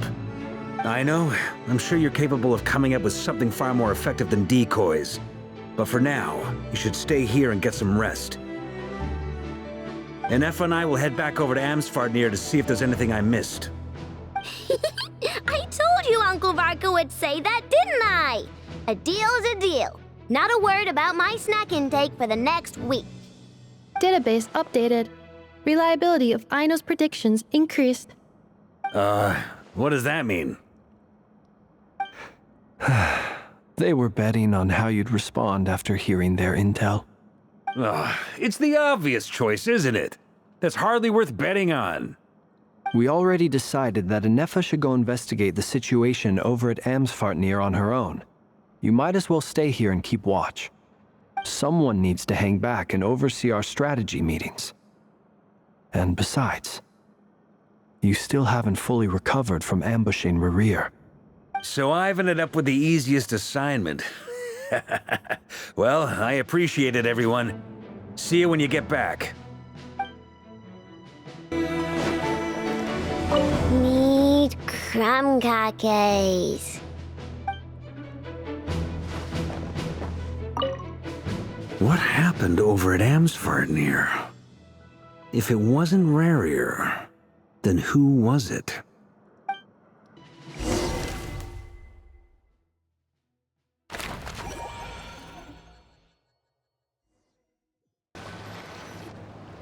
Here, this will serve as a good spot to cross over. Arlecchino, hold up a second. Since you brought us all this way, would you mind telling us what you've got planned? We still haven't got the slightest idea what's going on here. And if even Columbina doesn't know where the iridescent moon's marrow is, how do you? Simple. Because I am an inheritor of the royal bloodline of the Crimson Moon, and one of the last surviving embers of the Two Worlds' flames. Huh? Are you serious? As in, you're a descendant of that Crimson Moon dynasty we were just talking about? The one from ancient Conria? Your surprise is understandable. I was also taken aback when I first learned of it. But the more I thought about it, the more I realized the signs had been there all along. When I was young, I discovered I could wield a very special kind of fire. It coursed like blood through my veins and smoldered away inside my nerves. What's more, whenever I experienced strong bursts of emotion or drew too deeply on this power, it was like some kind of presence within the fire would begin to gnaw away at me, consuming me from the inside out. Exactly. That is why my hands are like this, too. At first, I saw it only as a curse, but once I became a harbinger, the jester apprised me of the truth. Together with my own investigations, over the past few years, there are several things that I have gradually come to understand. For instance, take the so-called Crimson Moon. In truth, it is nothing more than the shattered remnants of the iridescent moon, fused with the abyss to prolong its lifespan. Since this blood flame was bestowed upon me by the Crimson Moon, it is a fusion of the iridescent moon's former power and the corruption of the abyss. You all understand the nature of the abyss well enough. I draw upon its power, and in return, it hungers for my soul. This strange blackness is the mark of corruption it has left behind. If I recall correctly, you once told me that if the corruption ever made it to your heart, you'd become a completely different person. Yes, and that's the reason I'm always careful not to push my power too far. It's essentially a never-ending tug-of-war. Whew. Sounds intense. Anyway, the rest of my story can wait. Is there anything else about the Crimson Moon or the Iridescent Moon that you're unclear about? Paimon has a question. So, the Crimson Moon that the Carians used to worship was actually the Iridescent Moon, right? Which was one of the three Moon Sisters. Does that mean that the Carians were to the Crimson Moon as the Frost Moon Scions are to the Frost Moon? So much of that history has been lost. We have no way of knowing exactly what they were like. But I would suspect that the Conrians weren't as devout in their moon worship as it might appear. The iridescent moon's remains simply served as their link to the abyss. Later on, perhaps someone discovered a way to make direct contact with the abyss. Or maybe there was some kind of ideological divide. Either way, a dissenting faction staged a coup and drove out the royal heirs of the Crimson Moon dynasty. Still, even with the dark sun looming high overhead, the Crimson Moon's glow never truly faded. If you want living proof, it's standing right before you. The first time we met, I sensed something familiar in your presence. When I looked at you, I felt I could see that mysterious red moon in the corner of my eye. In your flames, I saw its broken image, surrounded by a strange black aura. Well, I appreciate that you kept it to yourself. Much about the Crimson Moon is still a mystery, and I'd prefer not to end up as the object of an insane research project. Anyway, time is against us here, so if there's any other questions, they'll have to wait. I just want to make sure I've got one thing straight. In her letters, Sandrone mentioned that since you are unable to contain the iridescent moon's marrow yourself, you intend to leave it in my custody. Correct? That's right. For now, it's the only way I can pay you back for your help. The iridescent moon is already part of who you are, so with its marrow in your possession, you'll be even more powerful than before. Deal. Then let's get started. Get what started? What does this place have to do with the Crimson Moon? When I first became a Harbinger, the Jester gave me a book called Paranhari, also known as Leobranto Inamorato. You should be able to buy a copy next time you're in Fontaine. It's a love story set in the Crimson Moon era, but setting aside the tangled romances of its characters, it also records a few interesting details. In the Crimson Moon era, or so the story goes, there was an orphanage that received children from beyond the bounds of this world, and subjected them to a peculiar induction ceremony. Beyond the bounds of this world? For real? And what kind of induction ceremony? The Crimson Moon sages looked beyond this world for beings with powers that surpassed the gods. But fearing they might lose control, they subjected these children to a process of refinement. They made these children crawl up a fireplace and kept asking them, "Have you died? Did you see it?" Until they finally admitted to having died and seen a crimson moon. The adults embraced the children who passed the ritual, telling them, "Within the fireplace, you have traversed the flames between two worlds. Here and now, you are born anew." The book leaves much unsaid, but I suspect that this was their way of branding the children they had enrolled, leaving an indelible mark upon them so that they would forever live in the Crimson Moon's light. That explains why I can't sense the Crimson Moon's marrow in this world. It makes sense that it would be sealed in a special space that can only be accessed temporarily through some kind of ritual. But there's no fireplace here. Do you see a chimney anywhere? Oh, are we supposed to build it ourselves? Okay, fine. Paimon will go find some bricks. That won't be necessary. The fireplace is purely symbolic. The key to the ritual is crossing the flames between two worlds. In other words, the flames that burn within me. Those burned away by such flames leave behind a kind of ghostly afterimage in the world.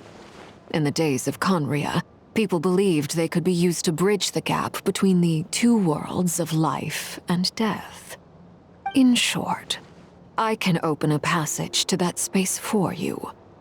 That's the easy part. The catch is I'll need to stay on this side to keep the passage open, so I won't be able to come with you. Once you're inside, you'll have to find your own way. Very well. Then I'll open it up. Traveler, spare me a little more moonlight if you would. I may need it.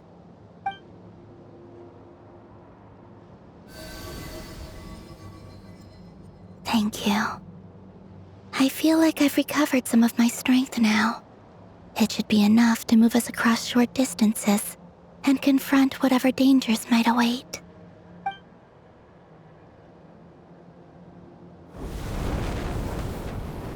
Mistress of the seven hues of ages past, great mother of the present, crimson-clad sovereign of the two realms, by fire severed, by fire renewed, I offer myself now and beseech your descent.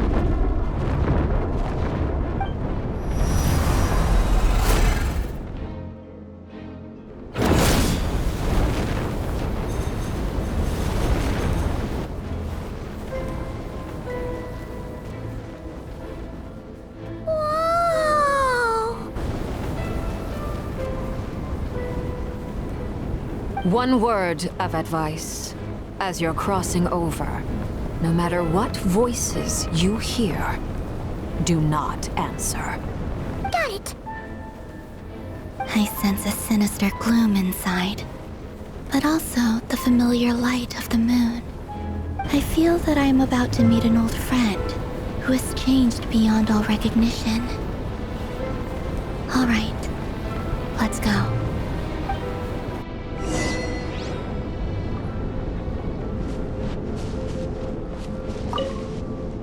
Seismic changes often begin with small windows of opportunity. This could be your window.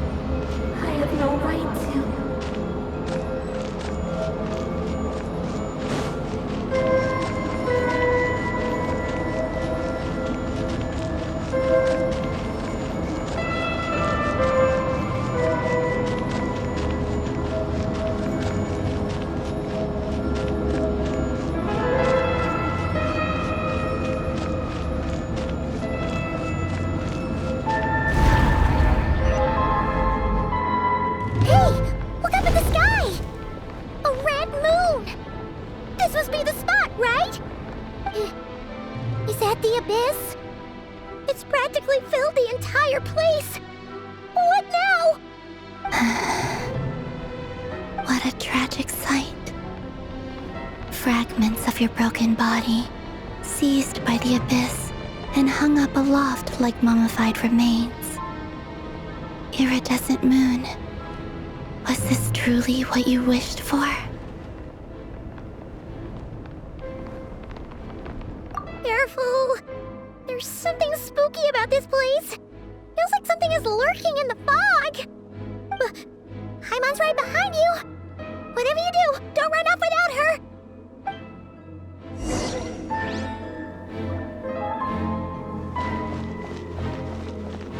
By the way, Columbina, didn't you tell us that the iridescent moon had shattered into pieces? The moon up there looks pretty whole to Paimon. How is that possible?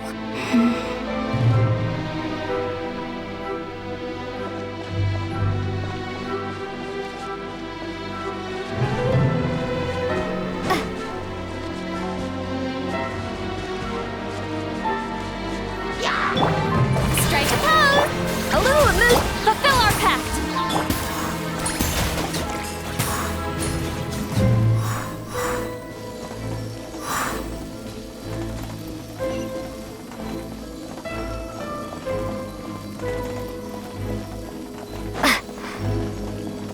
Just like I thought. It was only a facade.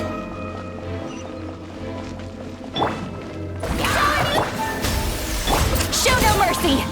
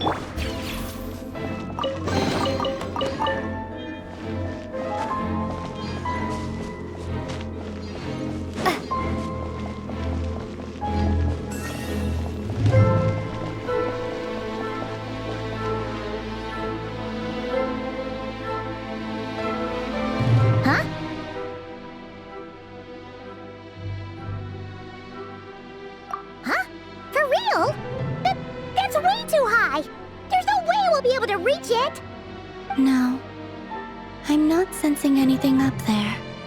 It's coming from under the mountain. Let's see. Ah! There's some kind of weird shadow over the water. Wait, see that? Looks like a mechanism of some sort. Let's check it out.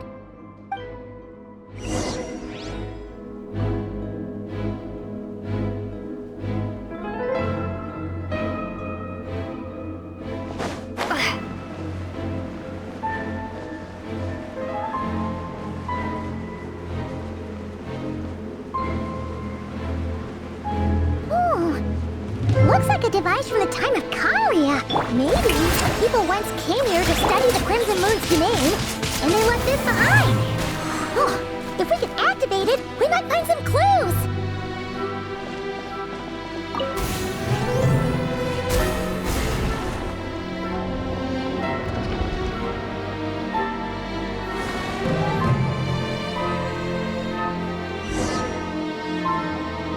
Hey, look at that!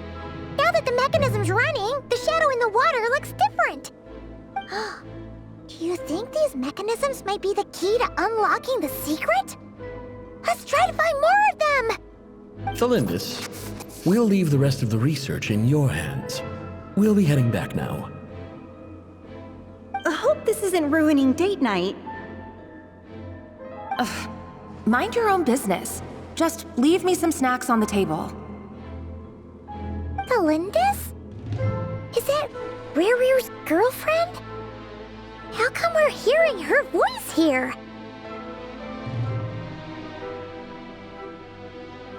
Oh yeah! So, do you think she was studying this strange space all along? The Abyss has made this space extremely unstable. Maybe that's why some of the things she said and did were preserved here. Like echoes. Or after images. Whenever I see this view, it takes me back to a poem from my childhood. Waning moon, oh lifeless damsel, weeping on the mountain crest. Mourning still in wistful tone, her fragile soul now laid to rest. For me, of all people, to be here investigating the mysteries of the Crimson Moon space. Is it a coincidence? Or something more?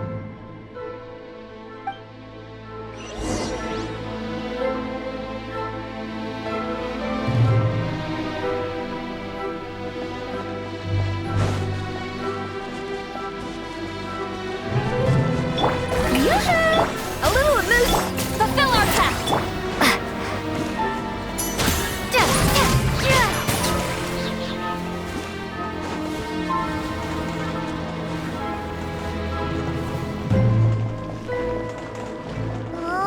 Looks like the Abyss has messed up this mechanism. We need to find a way to get it working again. Let's see if there are any other devices nearby.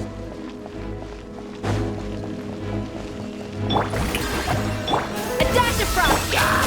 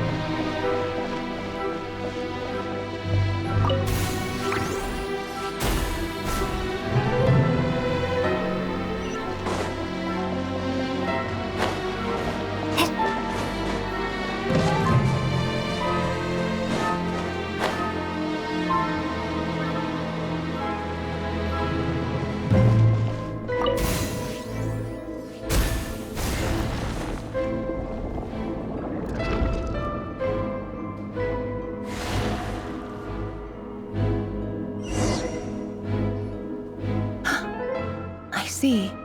So the moon marrow, or rather the power of the 3 moons, is the key to unlocking. If it really does exist, then maybe this madness can finally be put to an end.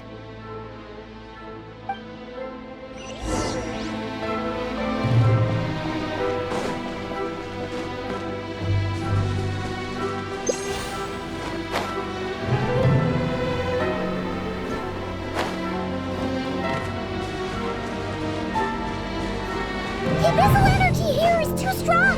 We better pull back for now!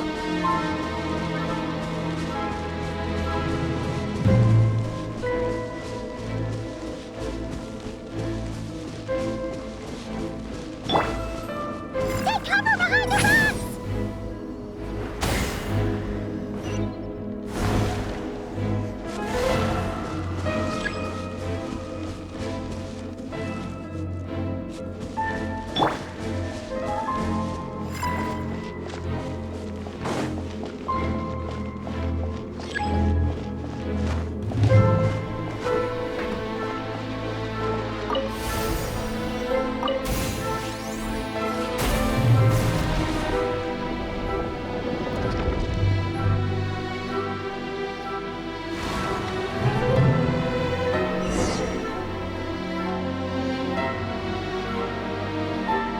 With the Abyss inhibitors in place, I should be able to access the chamber with the moon marrow. Oh, Rerir, with every step you take, you're drifting further from what you truly desire. But you're not the root of the problem. Ever since that outsider set foot in Conria, the Vinster King has sunken deeper into madness. If only I could get my hands on that outsider.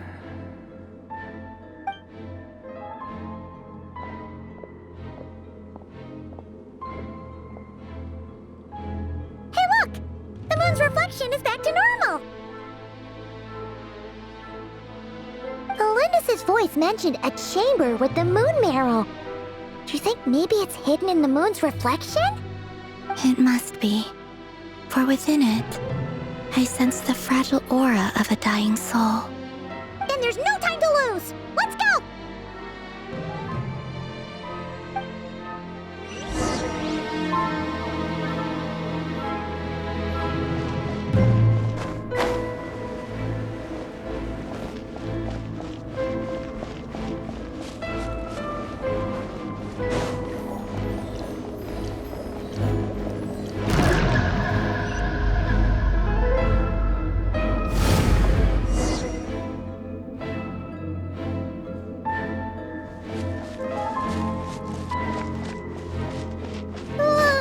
These things are so creepy!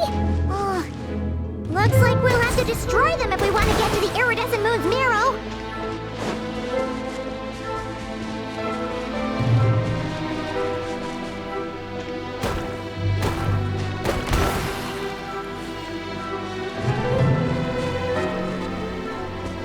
That must be the iridescent moon's marrow! Oh, we'll need to destroy these things before we can reach it!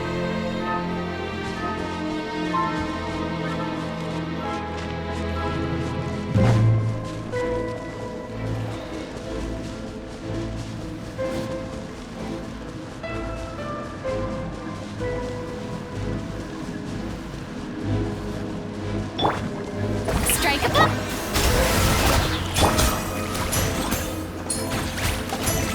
Get to work!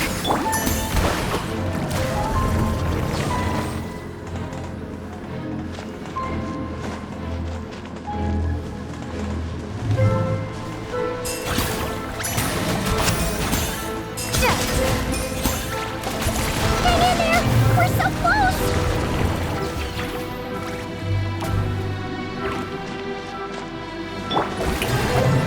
A little move! Fulfill our pact!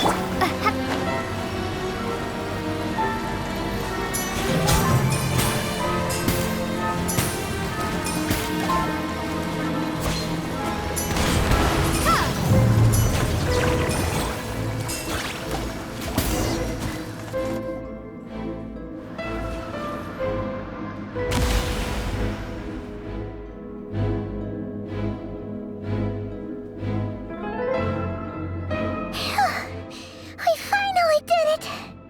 The iridescent moon's marrow. Still burning away like an undying flame, yet now contaminated by the abyss. It has taken on a new form entirely. If we can purify the abyssal power within, we should be able to obtain its untainted essence.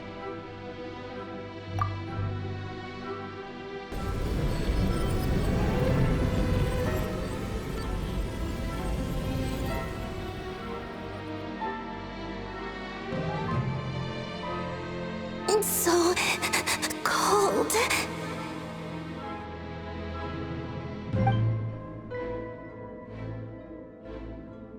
Is it you? Are you here? Huh? Are you talking to us? At long last, I can see you once more. Our fates have crossed, and I am finally free. I'm sorry, I lied to you. Even knowing what was to come, I still couldn't let go of the fear in my heart as death drew near. The moment the moon shattered, my body began to split apart piece by piece. Like I was being cut into pieces by 1,000 blunt blades. My thoughts scattered as the cold crept in, but I could not bear to fade away like that. Tell me, what was it that brought you to us all that time ago? If only I had possessed your courage, then I might have been spared this torment more painful than death. You look so puzzled. That's how I felt too when I first saw you. But trust me when I say that everything happens for a reason.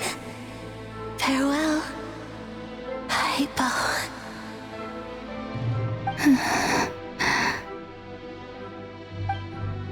What was that all about? Was that the goddess of the iridescent moon? Oh, it sounded like she was speaking to a long-lost friend. But none of us have ever met her before, right? Perhaps.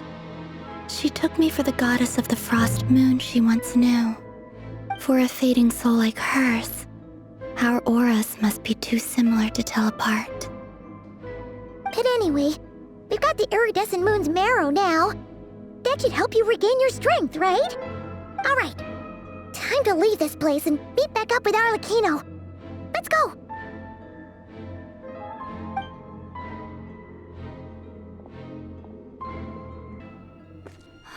That's odd. This place looks different than when we came in. Waning moon, Huh? oh lifeless damsel. Oh.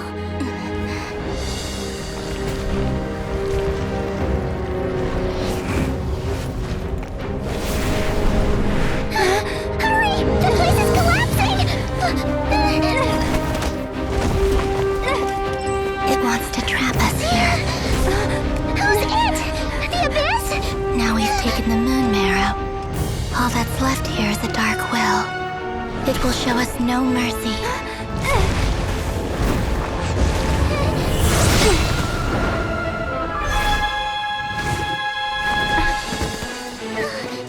Give it back!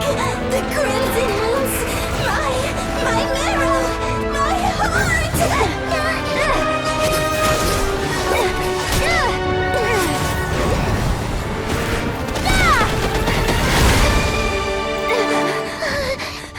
Finally!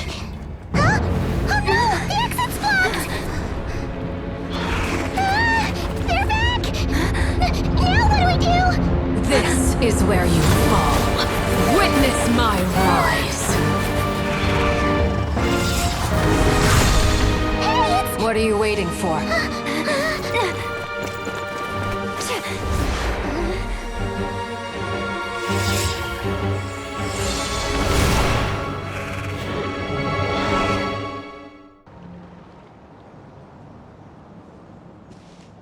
Oh, we made it!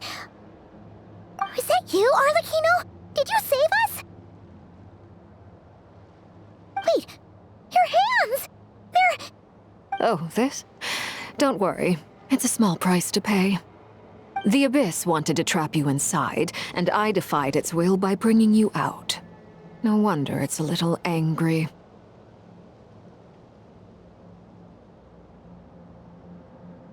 No.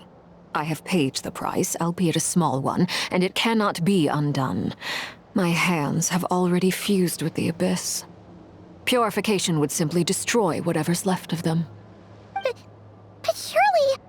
Oh, we're so sorry, Arlecchino. Paimon can't believe you'd make a sacrifice like this for us. As much as I'd like to call it a favor, the truth is I was simply holding up my end of the deal. Well, Columbina. Yes, you did your part. And as promised, I will leave the iridescent moon's marrow in your care. From this day forth, may the two worlds' flames burn ever more brightly.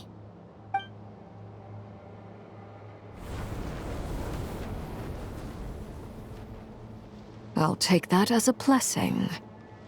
Now, Columbina, give me your hand. Accept this moonlight I offer in return.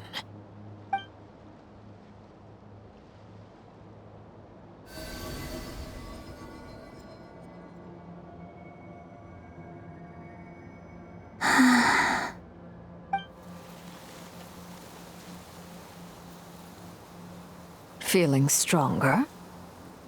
Hey, Columbina, are you okay? I'm fine. Our powers are a little at odds, that's all. By the Frost Moon's authority alone, wielding the power of the other moons was always going to be a stretch. Still, I think it's fair to say that your strength has returned, at least to the level it was at as Third Harbinger.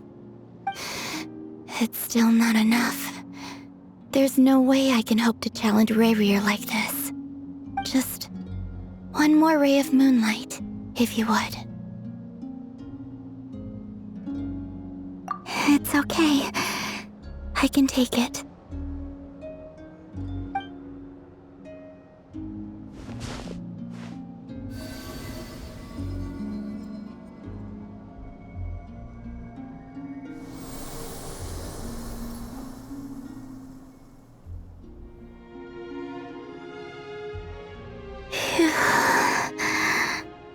How about now?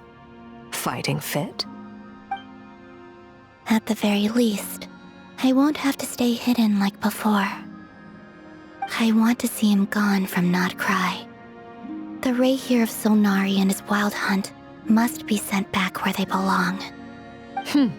Well, it's good to have something to aim for. You certainly seem more alive now than you did earlier. When I first met you, you didn't strike me as a ray of moonlight. More like a wisp of fog drifting in from who knows where, ready to scatter at the first sign of a breeze. But now, you're full of vitality, just like the Frost Moon, once the brightest of them all.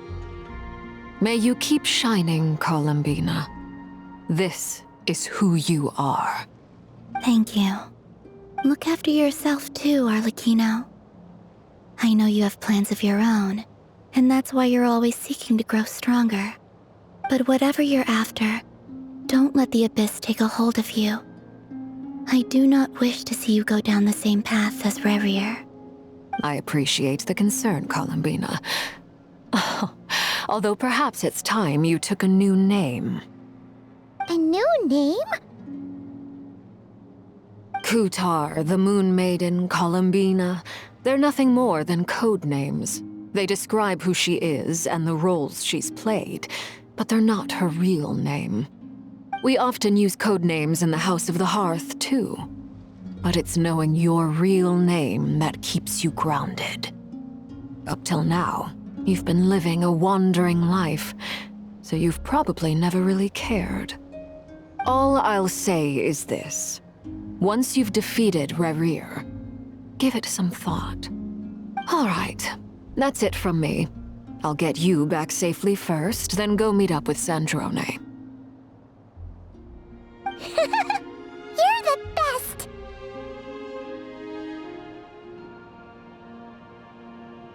I appreciate the gesture. It speaks to your good character. Anyway, let's get going. There are more urgent things to do right now than trade compliments.